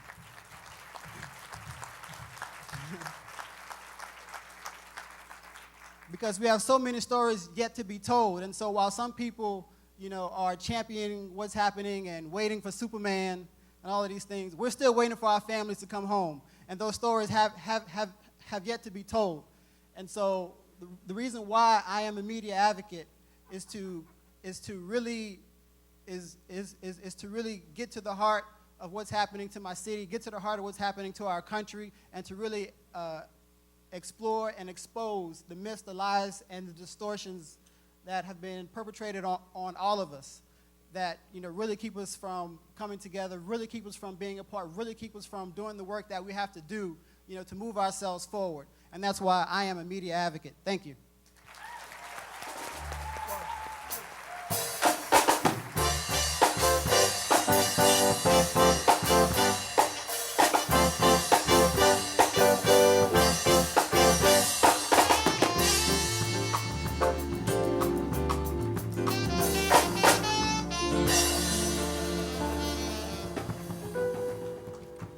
These guys are amazing. These guys are unbelievable. I think this is every American's dream, is to have a talk show and have a band like this. Can you imagine what it's like to walk out on a talk show and have a great band playing music and you introduce guests and stuff? Well, that's my job here tonight. I'm Bob McChesney. And along with John Nichols and Josh Silver, I was one of the co-founders of Free Press. And I'm here tonight to introduce my dear friend Josh Silver. And it was just about 10 years ago exactly this month that Josh Silver called me out of the blue in Illinois, where I was living and teaching. And I had no idea who he was. And he says, "Are you Bob McChesney?" And I said, "Yeah." And he said, "You the guy who writes the media books?" And I said, "Yeah." And he said, "Well, I want to organize a movement to change the media in this country, because I think the media really suck." And as fate would have it, John Nichols and I had just written a bunch of articles and books and pamphlets and stuff on that very subject, the need to have an organized movement to get people together to win battles on media policy issues. So we called it exactly the right time. Now the problem, of course, is I get calls like that every month from the books I'd written, and most of the people were, to put it generously, a bit eccentric. And I had no idea what to make of this guy Silver. So I had no idea, but he did talk me into, he's a very convincing guy. He talked me into going to meeting him in Washington, D.C. Nichols and I went to meet him, and we had a great meeting. He seemed very smart, didn't know much about media at the time, but he knew a whole lot about politics. But then we didn't hear from him for like a year almost. Then finally, a year later, he gets back to us, "I'm ready to do the group right now, let's get started." And within 6 weeks, Free Press is up and running and on the ground at the end of 2002. And during those first 5 years of Free Press, I had the privilege of being the president, and I was an activist president working 15, 20, 24 hours a week. And much of my work was hand in hand with Josh, doing fundraising in particular, which both of us enjoyed doing quite a bit of. But what was striking about it, the first 3 years, I would do all the media talk, and Josh would talk politics, because he confessed he didn't know a lot about media. But he's a very quick study and a very smart guy. And after about 3 years, I realized he had a better media rap than I did. And then at that point, I said, "I don't think you need me here. I think you've got this under control." Well, I don't have to tell anyone in this room about Josh Silver's talents as an organizer, his talents as an administrator, as an activist, and his vision. Free Press, this conference, the work it's done is a testament to that. He has worked so hard, and now he's at a moment in the career where he's going to stand back, he's going to move to the next stage, and he's going to move on to his career into work that's going to be very closely related to what all of us in this room are going to be doing, to what Free Press is going to be doing, battling the great cancer of corporate money that is destroying this country's democracy, destroying our society, creating inequality, stagnation. And Josh, with the same vision that he brought to Free Press, is taking that right now to start a new organization that's going to be working with Free Press to challenge corporate power directly and make it the central issue of the next generation. Please join me in welcoming Josh Silver.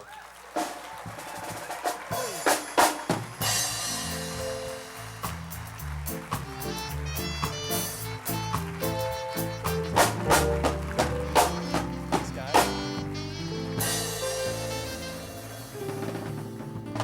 Thank you, Bob. That is overly generous. Thanks, band. You guys are awesome. You make anybody seem awesome up here, even me. You guys, thanks everybody for coming. It is an honor. It is an emotional thing to be in my last NCMR as the CEO of Free Press. And I really appreciate that you've all made the time to get out here and be part of this. It means so much to me and everybody else. And Bob deserves every bit as much of credit as anyone else for Free Press. Let's give it up for Bob McChesney. But I have to say, as I leave Free Press, my deepest gratitude goes to one of the greatest unsung heroes of this movement. She's one of the best nonprofit COOs in the nation, and for the last 9 years, I have been what's regarded as her professional spouse. It's a role that I will likely miss the most. She's a powerhouse. She's the one who knows how to really build and run an organization. I want to give a huge shout out to Kimberly Longy. Thank you for being the best partner I could ever have. Kimberly, where are you? We love you, Kimberly.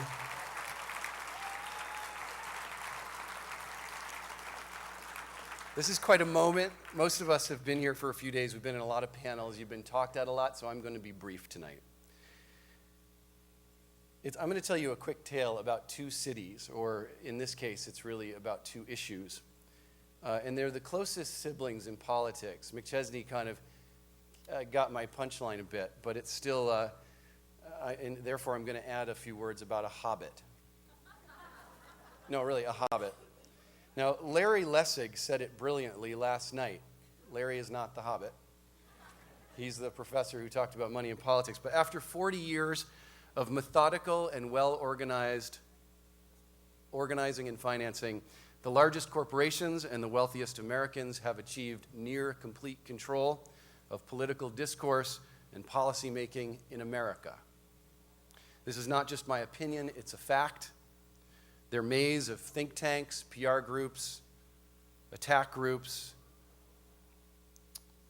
fake grassroots organizations, lobbyists, campaign contributions to corrupted politicians are obscured by a weak and often complicit fourth estate.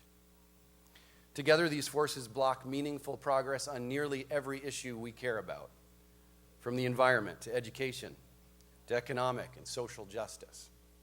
As Senator Durbin said of the big bankers during the failed fight for comprehensive reform after the financial crisis, these folks own the place, talking about Congress. The concentration of wealth in America has grown to a disparity not seen since the 1920s. The holdings of the top 400 wealthiest Americans exceeds that of the bottom 50% of the American people. It is not sustainable. But when we challenge unchecked corporate power, our opponents smear us as Marxists and they red bait us. They call us socialist. They call us anti-corporate, when we simply asked for the most basic protections against unfettered corporate greed. Remember this, if we don't take on the corporate political machine and refuse to be marginalized, our nation will be overrun with even more poverty, more financial meltdowns, more environmental disasters, more sick people without access to health care, and a media system with even less hard-hitting journalism, fewer independent voices, and more corporate censors with names like AT&T and Comcast. As I leave Free Press and the best job I've ever had, I ask you to hold on to this idea.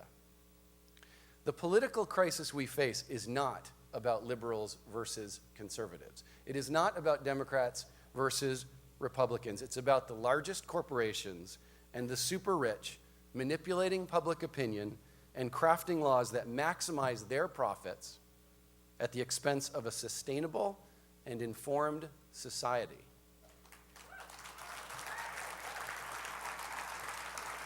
They manipulate, they cajole some conservatives and right-wing media to propagandize, exploit wedge issues, and promote a false left-right divide. Their strategy discredits critics, confuses, and polarizes the American people to staggering effect. Their bear-baiting compels the public to fight each other instead of collectively taking on the real problem. You remember that epic Lord of the Rings movie?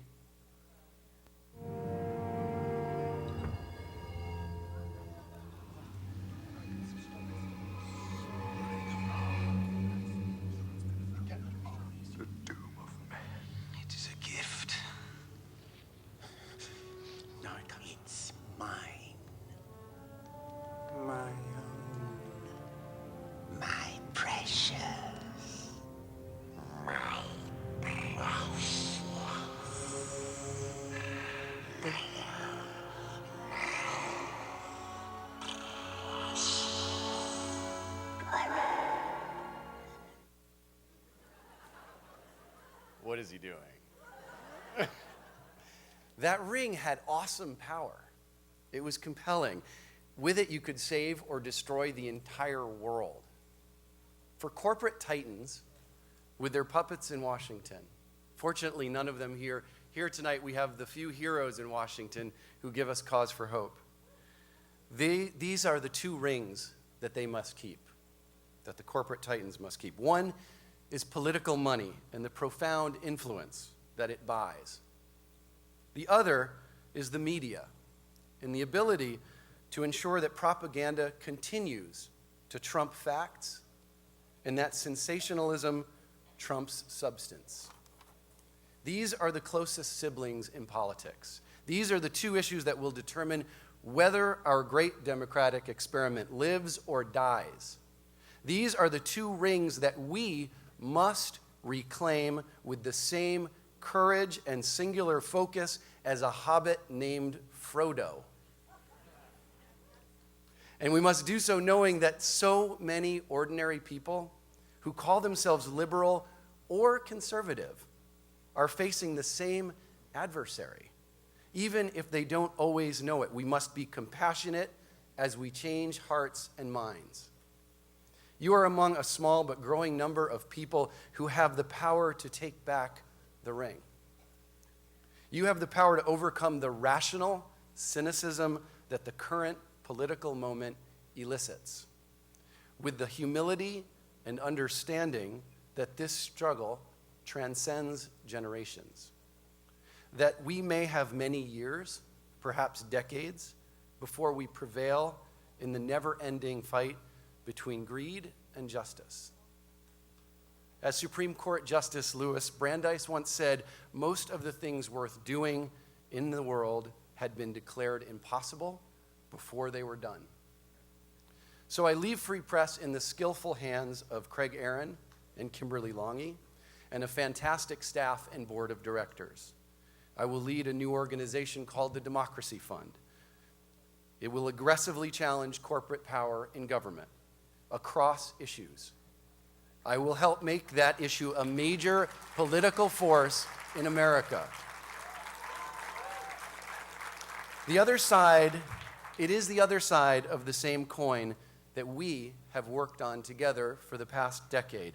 And as I look at you, as I look at this movement, the great organizations, the activists, the leaders within it, I can only hope that a little of this magic, a little of your magic, comes with me. Thanks.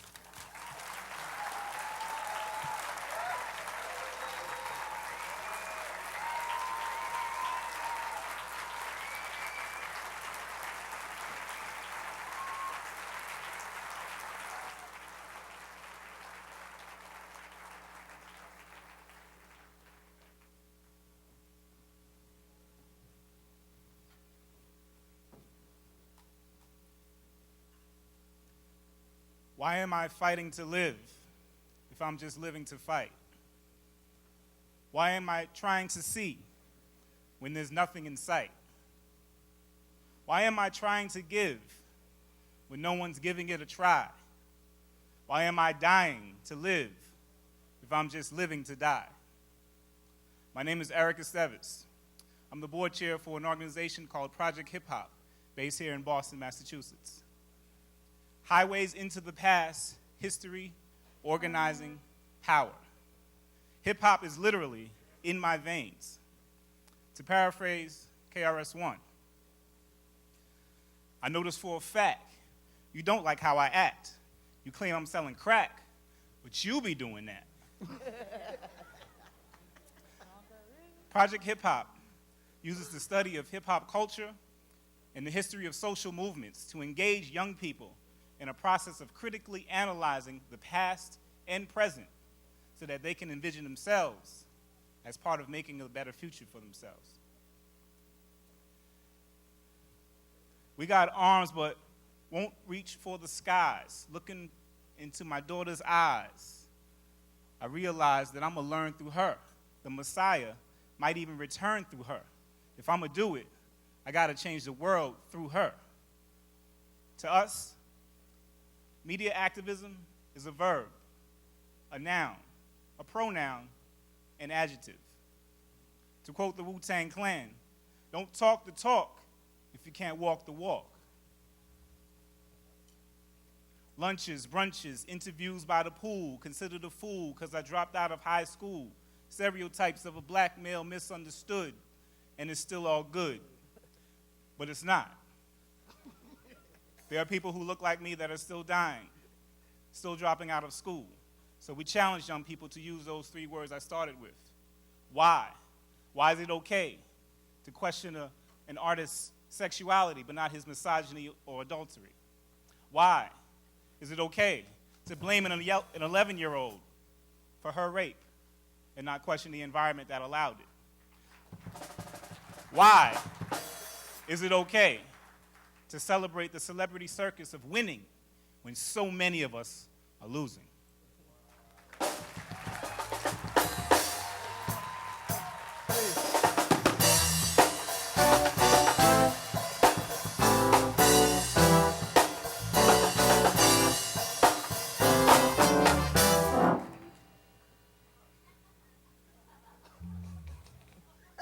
I will come up with something right now. Okay, I'm not gonna do it. All right.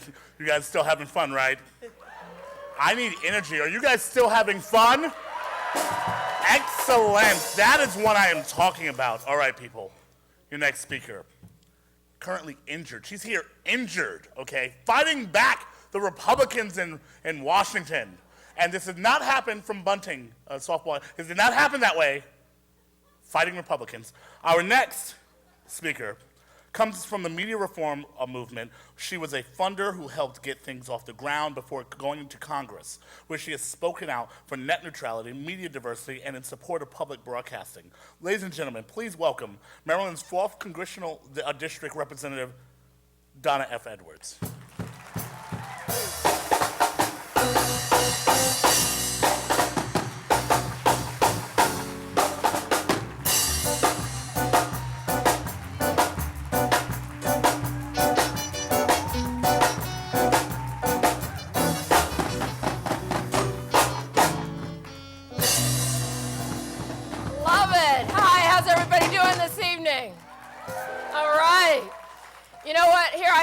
To say, how many White Stripes fans out there in the audience? All right. It's just that you can't just take the cause and make it the effect, or you can't just take the effect and make it the cause. So I said that yesterday on the House floor, and all of a sudden the internet is like ripping up, and Republicans are going, what's she talking about? We're in an environment, it's an amazing environment, and I know you had a chance to hear from our leader, and you've heard from Ed Markey, and you'll hear from my colleague Mike Doyle and others, and our commissioners from the FCC, where we're in this environment where things are so politically charged, and it's so tough to do stuff. And here I am, I got home at 1 o'clock this morning, thinking that at 1 o'clock in the morning, that the government would have been shut down. And thankfully, it wasn't shut down, because if it had been, I wouldn't be here today, so thank you very much. But we're in an environment in which, there's kind of one side and another side, and it is true in this place that there are some rights and there's some wrongs. And right now, there's a lot of people who are really wrong. And they're wrong about stuff that's very important to people who get up every day, work for a living, take care of themselves and their families, and they just want to enjoy a good life. And instead, we've got some folks out there who say, you know what, we don't like seniors, we don't like women, we don't like young people, they don't like anybody. You wonder who they live with. I think I'm so glad that you're here, because you come from where I do. You're activists. You're out there in your communities. You're trying to make a difference. You're trying to make change. And I think that at this time, more than any other time, we need you as activists. We need you on the ground. We need you in the state houses. We need you in the United States Congress, because we have to hear your voices. And the only way that we can do that is if we rise up.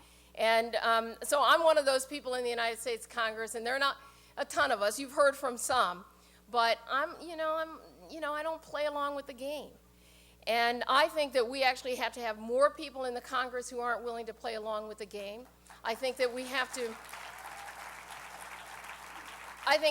have more people who are out in our communities who aren't willing to elect people who want to play along with the game. You've heard a lot over these last many hours and through your sessions about the impact of money on politics. Let's just get it out. Let's just get it all out. You know, get the corporations out, get the money out, and let's return our politics to people. And I think that we have an opportunity to do that, and we can only do it if we hear your voice. And so how is it that this media environment plays into that? Well, I've been doing issues around media reform, and a special shout out to Josh Silver, who's leaving, and to Craig Aaron, who's in. And I don't know, where's Kimberly Longley? I haven't seen you in ages. Where are you? How you doing, honey? Good to see you. Good to see you. But you know, I think it's a time when we can actually take control of our politics by taking control of our media, and that the two of those things are really connected. And they're connected when communities have full access to an open internet, not one that's, you know, that's there because they want you as a consumer, not one that's there because somebody wants to market to you, but an internet that's there and that's available and open and accessible because of how you want to use it, not because of how somebody wants to tell you how to use it. Because of how you want to find information for yourself, and not because somebody just has to find you and wants to sell to you. And we have that opportunity to seize our politics and to seize our media through our politics. And so I am, I am challenged in this environment because I'm a little bit aggressive, some people tell me. I can, sometimes put a little pedal to that metal, some people tell me. And I think that now is a time where we need to do what I'm doing right here and rip up all of the old rules and the playbook and do things just a little bit differently. Now, in some of the communities that I come from, I still have schools in our neighborhoods that don't have access to broadband, and so your fight has to be their fight. I have schools in my community and young people who go home every day and they're living in the 20th century and not in the 21st century. That has to be your fight. In this room, and I can't see all of the room, but I think that this room needs to be a little bit browner in this room, right? That's your fight. And I think when all of those things happen, we really do have the capacity, and I don't want to bang my hand too hard because I want to save it for those other guys on the other side for the real fight.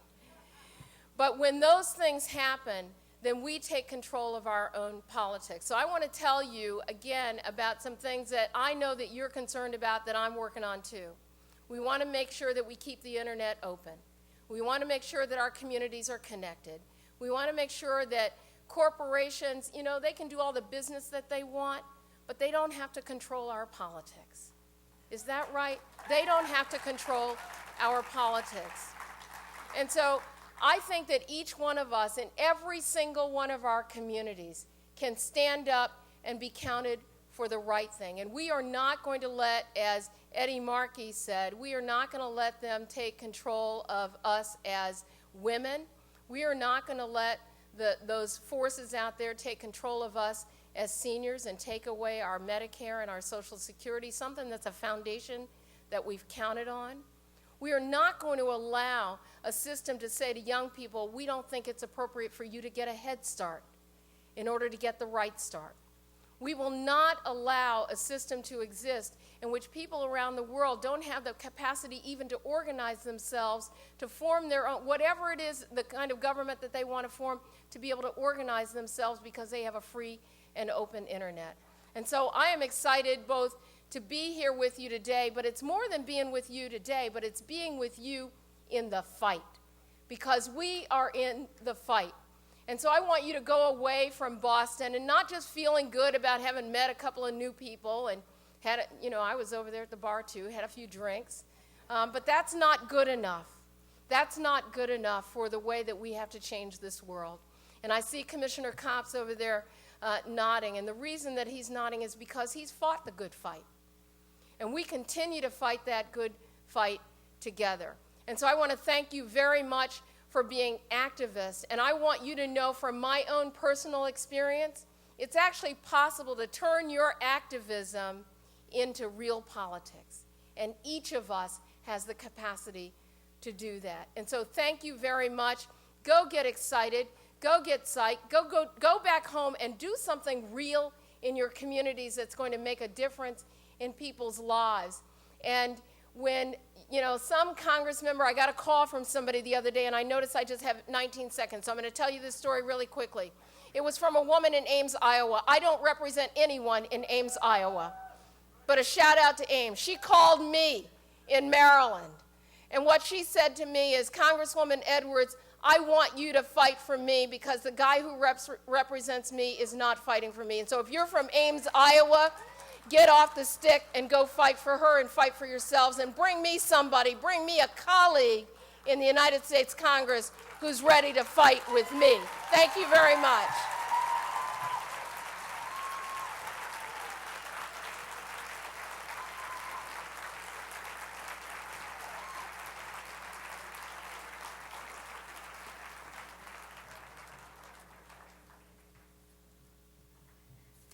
That was awesome. That was a well-deserved standing ovation. I can hear you. I like that you thought, I feel like you think this is TV. And you're just talking like, the Negro can't hear me. No, I can. I'm right here. It's ridiculous. All right, people. Next up, we have more awesome. I'm sorry. We have a lot of awesome on the show, and I know some of you aren't prepared for this much awesome, but that's what we have. Up next, internationally known musician, writer, producer with 7 full-length albums, 2 EPs, numerous soundtracks to her credit, and she spent the last 10 years crafting a reputation as an original musical voice and compelling live performer.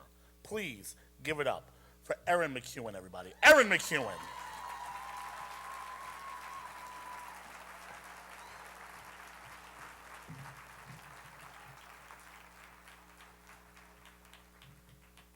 Hey, everybody.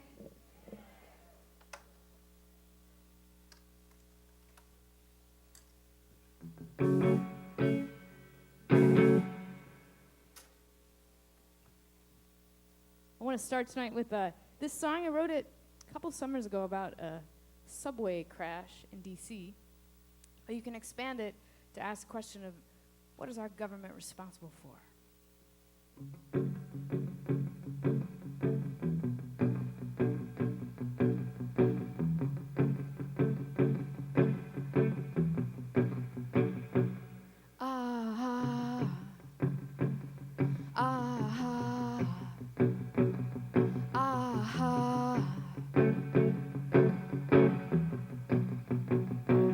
You never know when things will break. You never know what train to take. Every path you'd ever choose. Could this be the day you wedded to the big idea and split upon a train of steel? Things that should end somehow do. Did we really crash?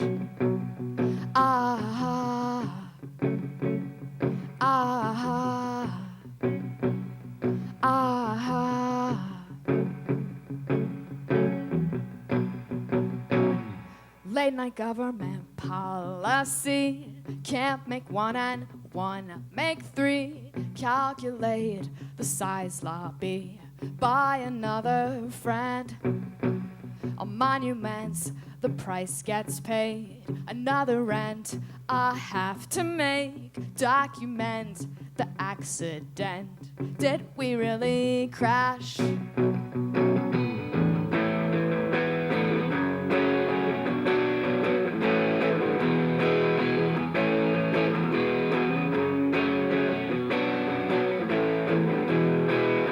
Oh, beautiful for spacious skies, amber waves of grain. Oh, in you we trust our lives. Oh, in the halls and the rafters on high, we await the fate of all that they decide.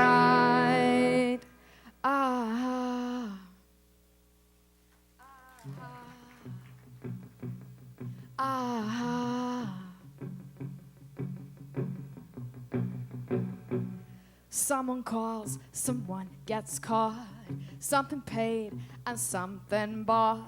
Proper dress and social hour leave a paper trail. So innocent in each our seats, the daily choice daily repeats. The trust we pay machinery. Did we really crash? Did we really crash? Did we really crash? Did we really crash? Did we really crash? Did we really crash? Did we really crash? Did we really crash?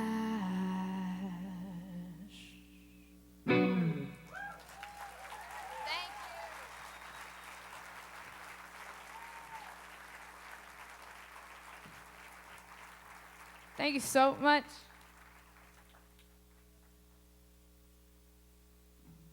All right, so I'd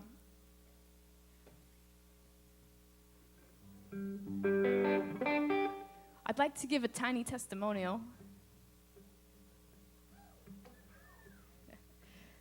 And it would make me feel more authentic if you would punctuate it at times with loud applause. So find some moments, and make me feel like I'm saying something right. No, it's really a pleasure to be here to speak to you tonight. No, not yet. I've been doing this for a while, and I remember saying when I first started my career that I was not a political artist, but I was a political person. And I think that I was saying that because I was afraid of alienating a growing fan base. I gotta tell you that is spiritually exhausting to maintain that wall. It does not work for me anymore. The older I've gotten, the less I care about playing into people's expectations of me. There it is. There it is. Thank you. So what I've done is I've started to educate myself.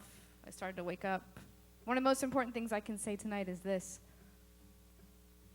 that we as artists, activists, reformers, educators, we must speak to those who are making policy. We must speak up for ourselves. If we do not do it, someone is going to do it for us, and the results will not be pretty. You clap there.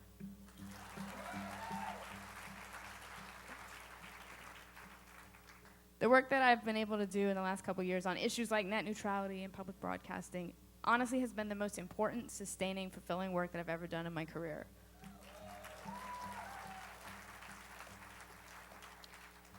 So really, I want to thank you for the opportunity to come to a conference like this weekend and to learn how to do this work better, because I want to do more of it.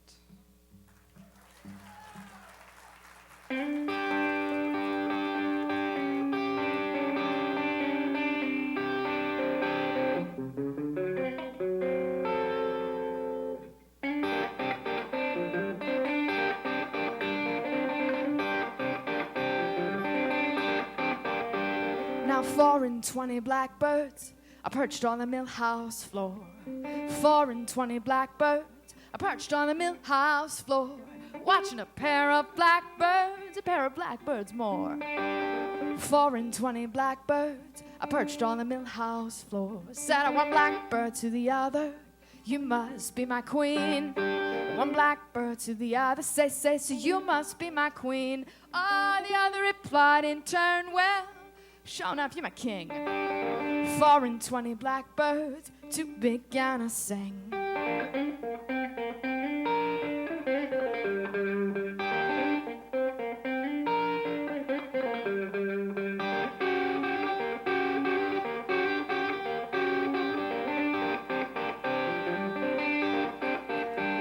Now the queen, she sang of a mill house rising to the sky. The king, he sang of riches, they were baked in honey pie. Stay up, finger in and taste it on the sly. Sing a song of sixpence, a pocket full of rye. But now the queen, she asked that question, what makes a mill house rare? King replied in turn, well, tonight it's you so fair. 4 and 20 blackbirds to make themselves a care. fly away, you dainty dish. Two blackbirds flew up the stairs.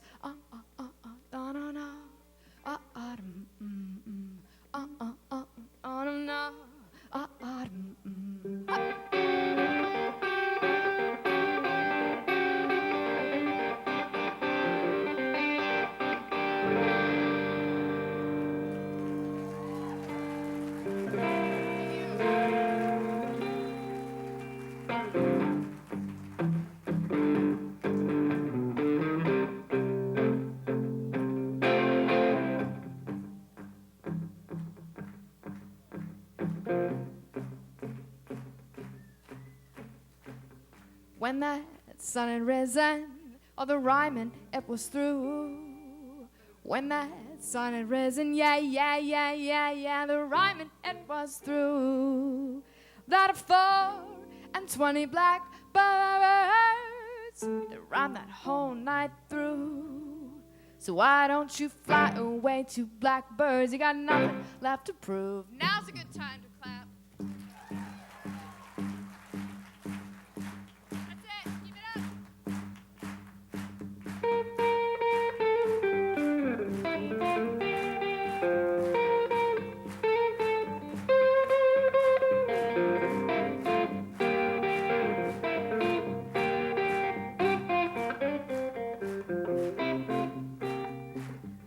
Blackbird lucky, who is the first to fly away.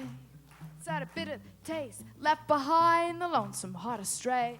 Ah, not a pity, not the blackbird who must stay. Haven't tasted blackbird pie baked and on display.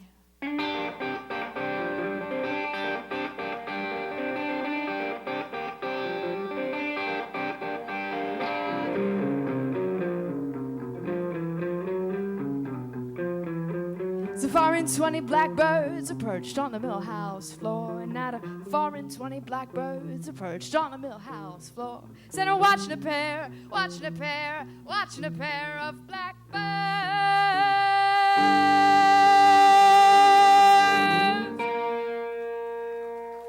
a pair of blackbirds more.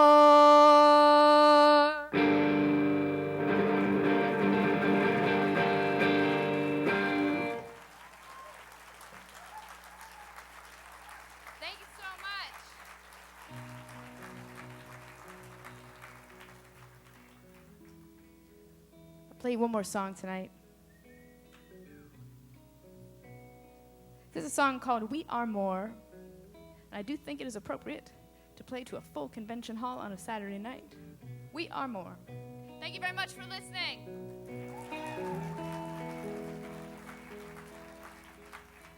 Well, this morning I saw a glimmer of hope in the eyes that I met at the door. Oh, of separate futures, confident sutures to the wounds that we have endured. Oh, now you hate the words of war, but baby, face it, that's what it's been for us. Well, we were never good fighters, very good soldiers, but through this, we are more. Ha.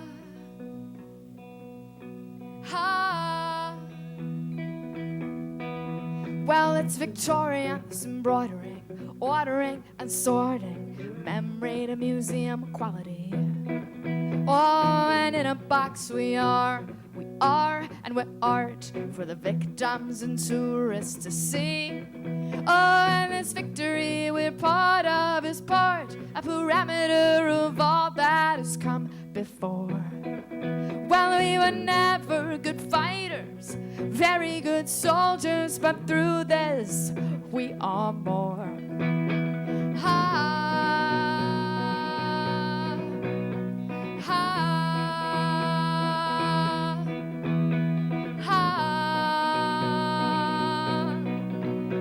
ha.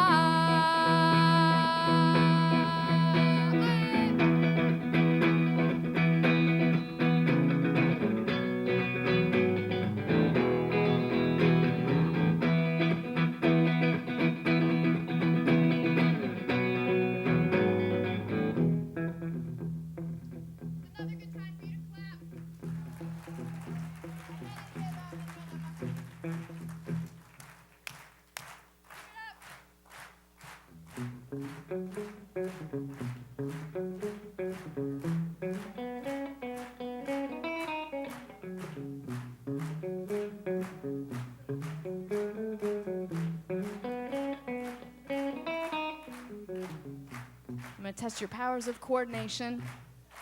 It's a part for you to sing here. Can you keep clapping and sing at the same time? Great. When it comes around again, I'm going to show you a part. Here it comes. Here's your part. Ha. Don't repeat after me.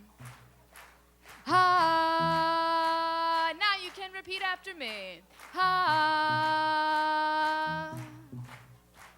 Ha.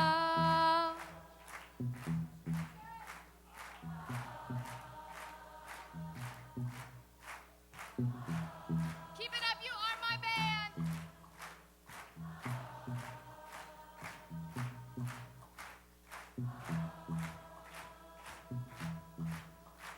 So what's the harm in ruin? Remind us of who we were in the darker times. Oh, and the pieces of colonies will find that we follow a church of our own design.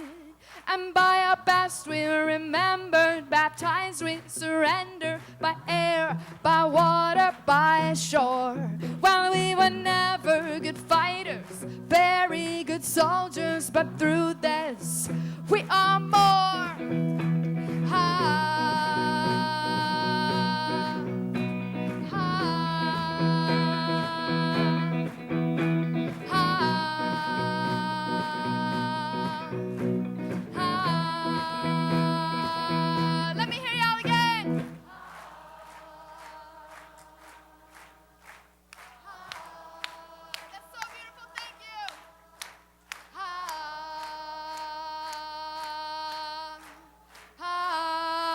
Thank you very much. My name's Erin McKeown. Enjoy the rest of the weekend.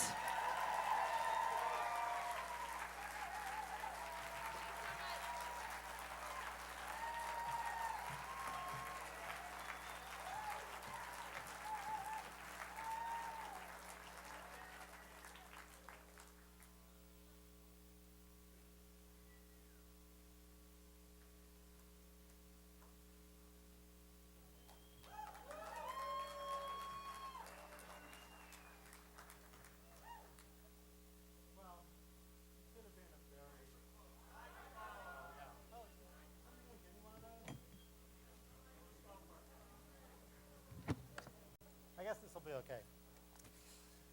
So it should have been a very, very simple thing. When some friends and I showed up in DC in 1998 with a bunch of puppets and some pirate radio antennas and everything, we had a very simple request from the Federal Communications Commission. We had noticed that there were some unused radio spots on the dial that nobody was allowed to use, and we said, why don't you just let us start these tiny little neighborhood radio stations? And it would just be a little bit of local balance to the giant mega networks of Clear Channel and Glenn Beck and whoever.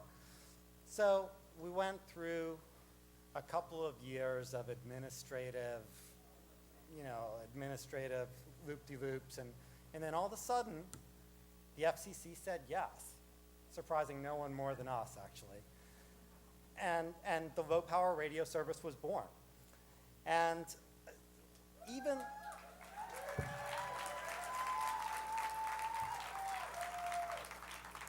even such a common sense reform had the broadcasters terribly, terribly pissed.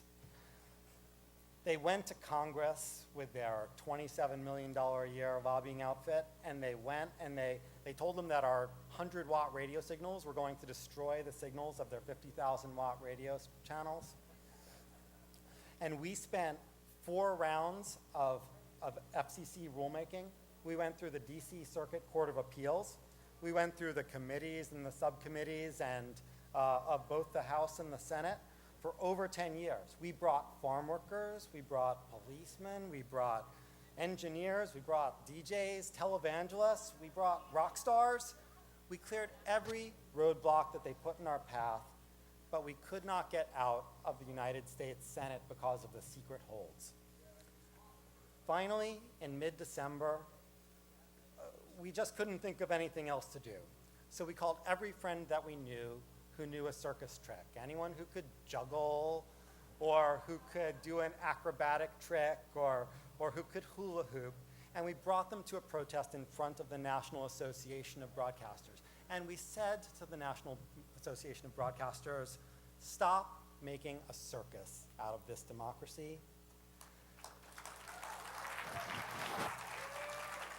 Stop making community radio jump through so many damn hoops. And we all hula hooped, and the NAB was filming it through their window. They were kind of afraid to come out, but the next day there were 20 different news stories all over the press, and the day after that, the National Association of Broadcasters threw their towel in through our hula hoop, and they told their henchmen in the Senate to just cut it out and let low-power radio pass.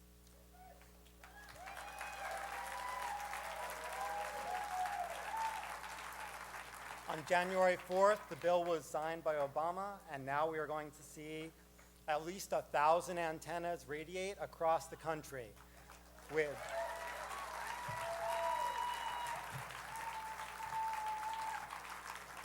and that's the cue for Hannah. 1,000 antennas radiate throughout the country, and that's the cue for Hannah.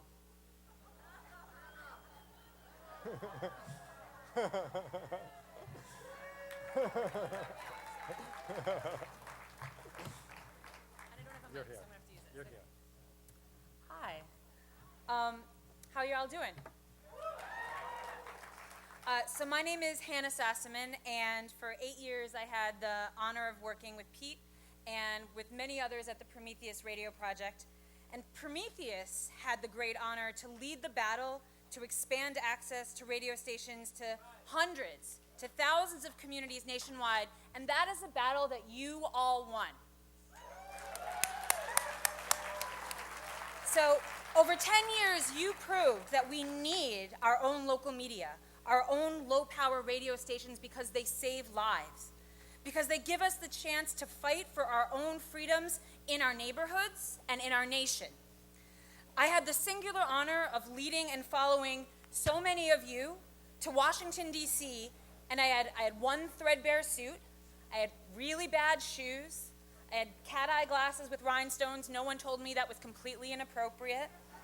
And we went to hundreds of congressional offices, and you told stories that made legislators stop listening to the big broadcasters who said that low-power FM, that our own radio stations were going to destroy the FM dial. And then those broadcasters, they got afraid of us because of that. You said that community radio would help in hurricanes and in times of crisis to get the word out. You said that it would put musicians like Aaron McEwen and churches and youth on the air. And Congress listened to you. Your patience, your persistence, your passion, and your vision means that in 10 years from today, 1,000 new community radio stations will grow even more leaders like you. And together we will all win new struggles that we can't even imagine. And so I'm just going to step to the right here. So as you can see, my husband and I are starting a family. And it's all you do when you're pregnant is think about birth metaphors like all of the time. Am I right, ladies? Yes, okay. So to give birth to a child, it's a gift and it's a miracle, but it's also a chance. It's also an opportunity to change the world, right? So what we won when we worked in Congress to pass the Local Community Radio Act was a birth itself. It was a victory itself. But more than that, it was a chance. It was an opportunity to change the world.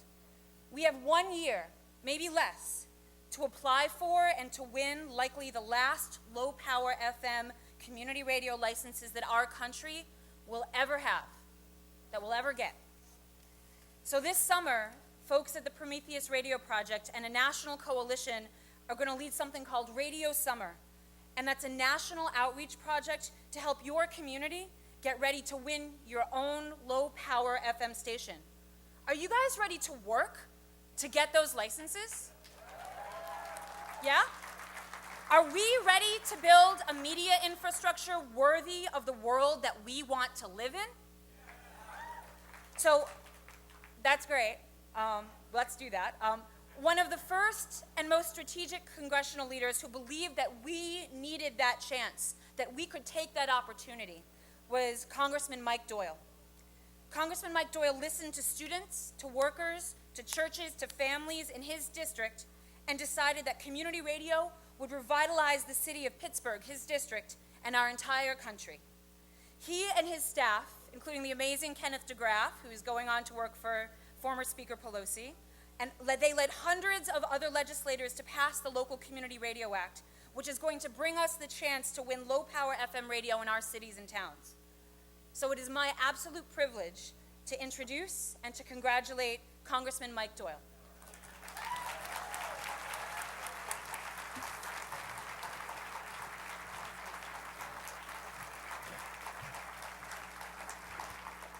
Thank you.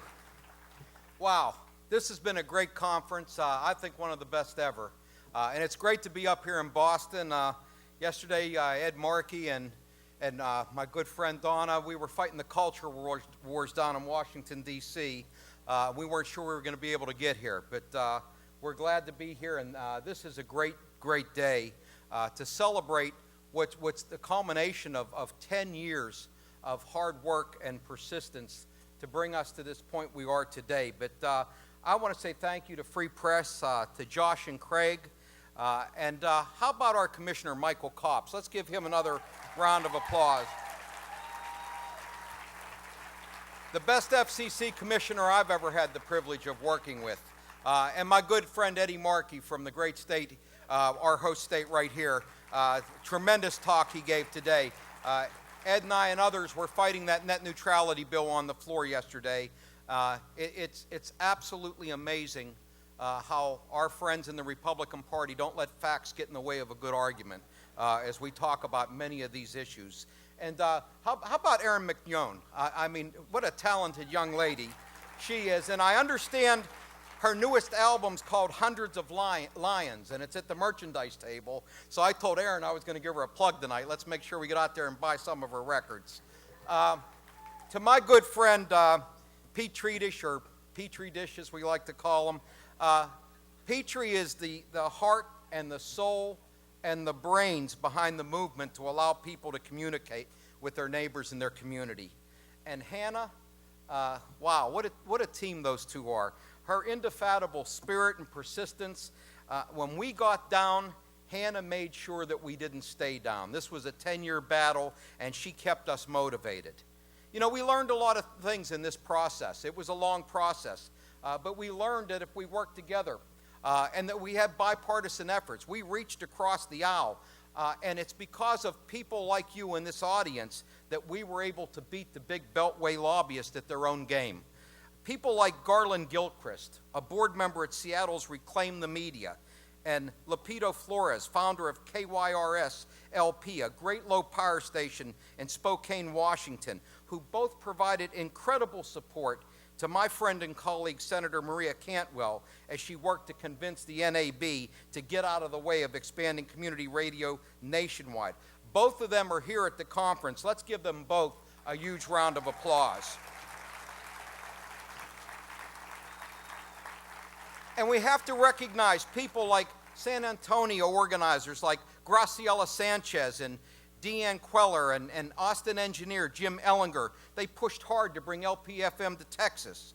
Deanne and Graciela and many others pushed hard at the FCC to stop media consolidation and expand local media at one of the most powerful FCC hearings on record, putting LPFM on the map at the FCC.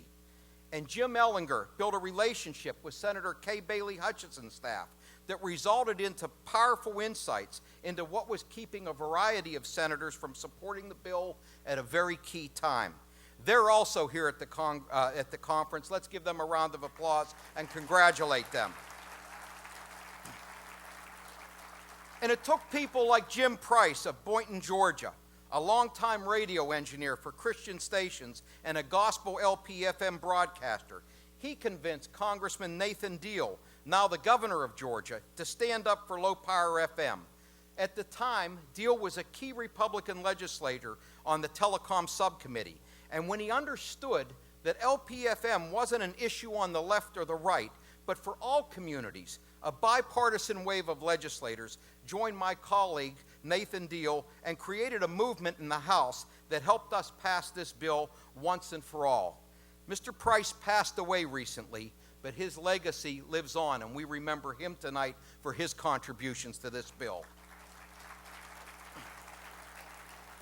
You know, I could probably go on for a long time naming all the people who played a role in this, and there's just far too many leaders to mention by name, but I just want to say tonight to every person, whoever picked up a phone, whoever wrote a letter, whoever told their local story on why LPFM matters to them, you all should be very proud of your work. Because what we found out is you don't really need to have big lobbyists on your side when you have the voice of the people on your side, and you made that happen. Now, as Hannah said, we've got a lot of work to do. We have to make sure that the passage of this bill now translates into 1,000 or more stations across this country. We have to make sure that our friends at the FCC make sure that these licenses are getting out to the people that we've intended these licenses go to. We have to educate folks and help them make these applications. I'm counting on my good friend Michael Copps, and I know he will not let us down. And I want you to know I have had personal conversations with every member of the SEC about the implementation of this bill. We're going to make sure that we have thousands of low-power FM stations across this country and do it as soon as possible. So, we got our work cut out. There's a lot more going on in Congress, too, that we need to work. The work doesn't end right now. Just a brief word about net neutrality. I mean, the idea that we wouldn't have a rule that says that you can download any legal content on any device anywhere you are without worrying about somebody blocking that content. This is what created the innovation and the success that we see in the internet today. You know, when Republicans say that the government's trying to regulate the internet, all you have to do is substitute the word government and insert telcos and cable companies. And that's what the reality of the situation is, and that's what we're trying to stop. We're not trying to have the government regulate the internet. We want it to be open so that innovation continues. This is a battle we have to continue to fight. We lost that fight on the House floor yesterday, but I'm happy to tell you that bill is dead as a doornail in the Senate. You know, it's going nowhere. I have to tell you, I was always frustrated. These last couple years, we'd pass a lot of good legislation out of the House when the Democrats controlled the House, and it always got blocked in the Senate. And I always said, that goddamn Senate. You know, this year I'm saying, thank God for the Senate, as they're blocking what's coming out of this House of Representatives now. Listen, we need to continue the fight. We need to continue the work. We can't do it without you. Let's continue to work together. Let's build this grassroots movement across this country. Low power to the people.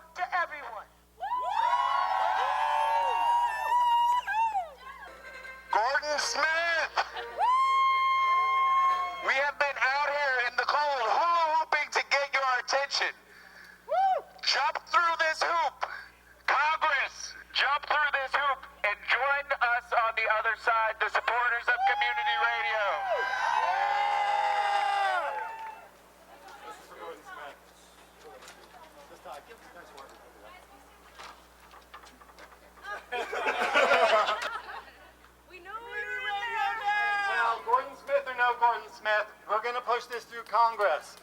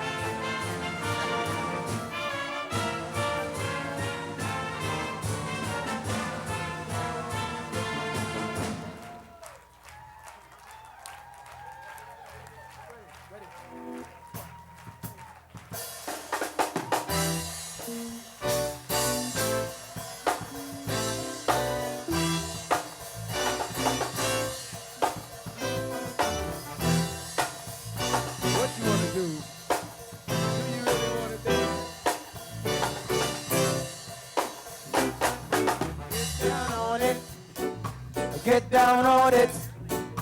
Get down on it. Get down on it. Get down on it. Get down on it. Get down on it. Get down on it. How you gonna do it if you really don't wanna dance? By standing on the wall. So get your backs up off the wall. Tell me. How you gonna do it if you really don't wanna dance? By standing on the wall. So get your backs up off the wall. I heard all the people say, get down on it. Get down on it. Get down on it. Get down on it. Get down on it. Get down on it. You really want it. Get down on it. Get down on it. I said, people, what you wanna do? You got to get on the groove. If you want a body to move, tell me. Get down on it. Really want it. Get down on it. Gotta feel it. Get down on it. Get down. Get down on it. Get down on it. Really want it. Get down on it. You gotta feel it. Get down on it. Get down on it. So what you gonna do? Do you really wanna dance? What you gonna do? Get your backs up off the wall. Dance, come on. So get your backs up off the wall. Dance, come on. Look at your backs up off the wall. We don't get down like this. Then you cannot dance, and when the sister really just gets on the floor, and dance till you can't dance no more without a sweat. Until your whole body gets wet from a line. Nobody get there behind. We get it now on it, so raise your hand up in the sky. We get it now on it, so raise your hand up in the sky. Gonna do it if you really don't wanna dance. By standing on the wall. So get your backs up off the wall.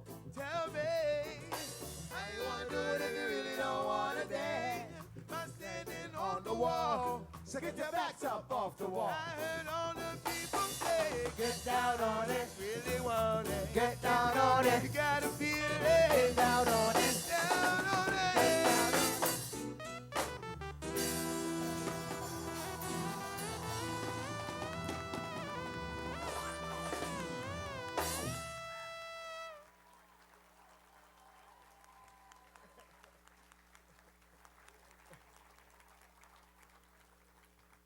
I want to know how many people were like, holy shit, they're right next to us.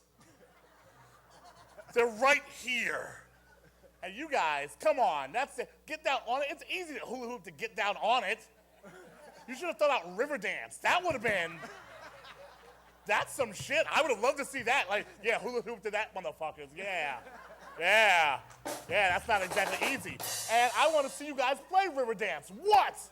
I gotcha. Ha ha! I win! I win!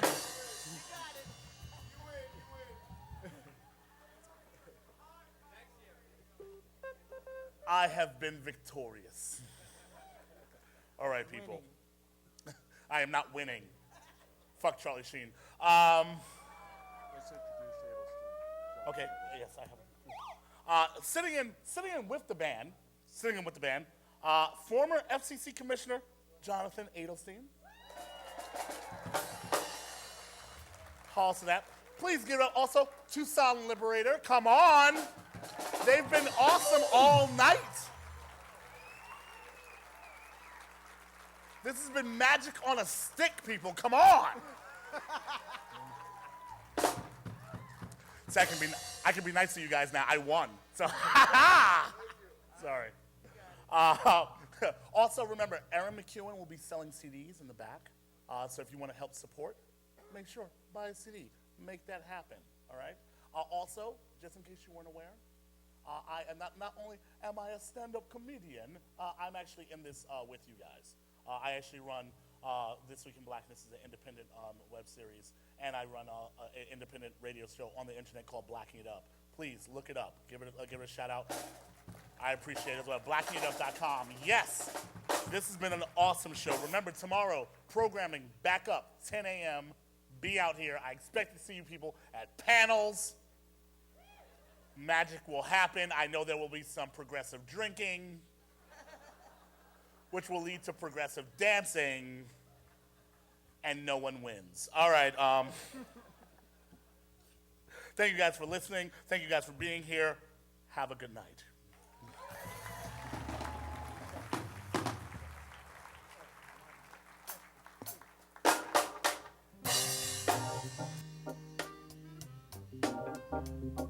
Once again, thank you very much for coming out tonight. My name is Tucson. I also have CDs available if you'd like to hear some more music on the way home.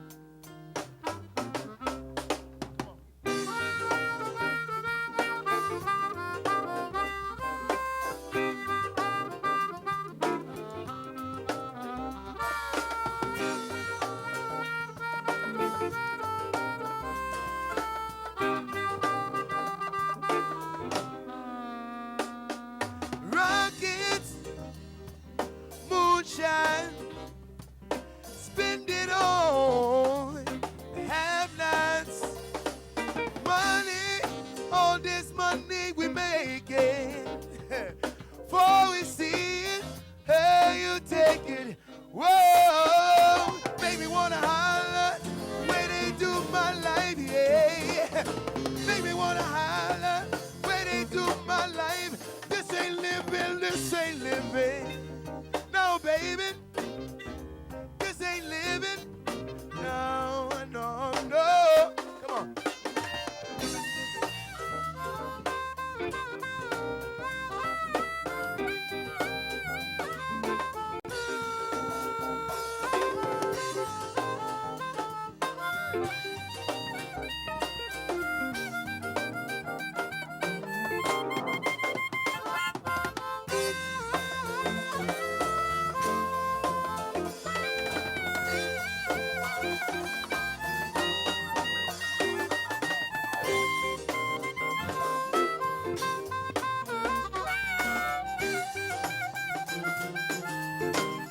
Listen, inflation, no change to increase my finances.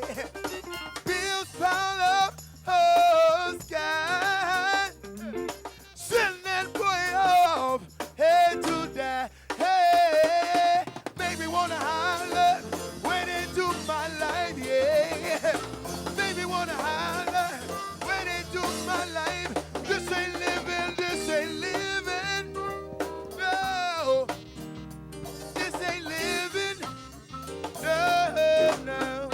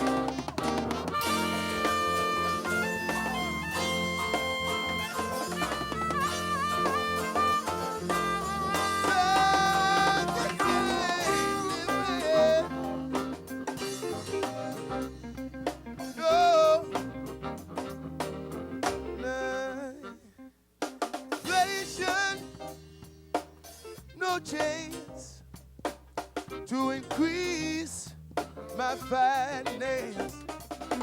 Bills pile up, sky, yeah. Send that boy off, head to die. Hey, made me wanna holler when they took my life, yeah. Made me wanna holler when they took my life. This ain't living. No, no, no, no, no.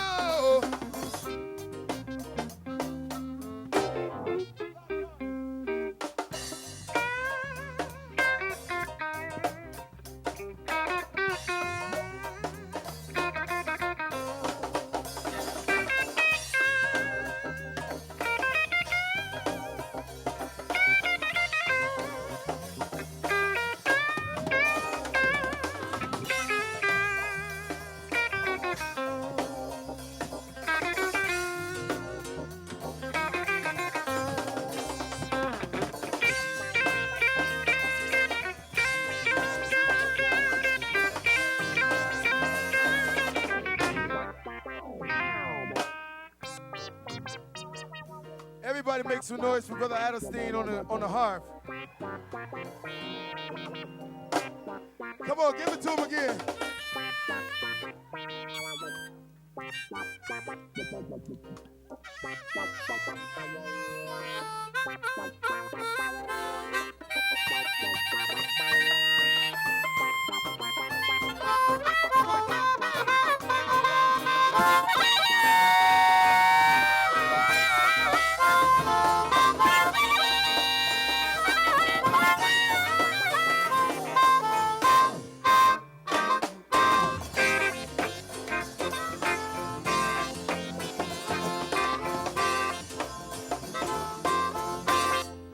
This ain't living.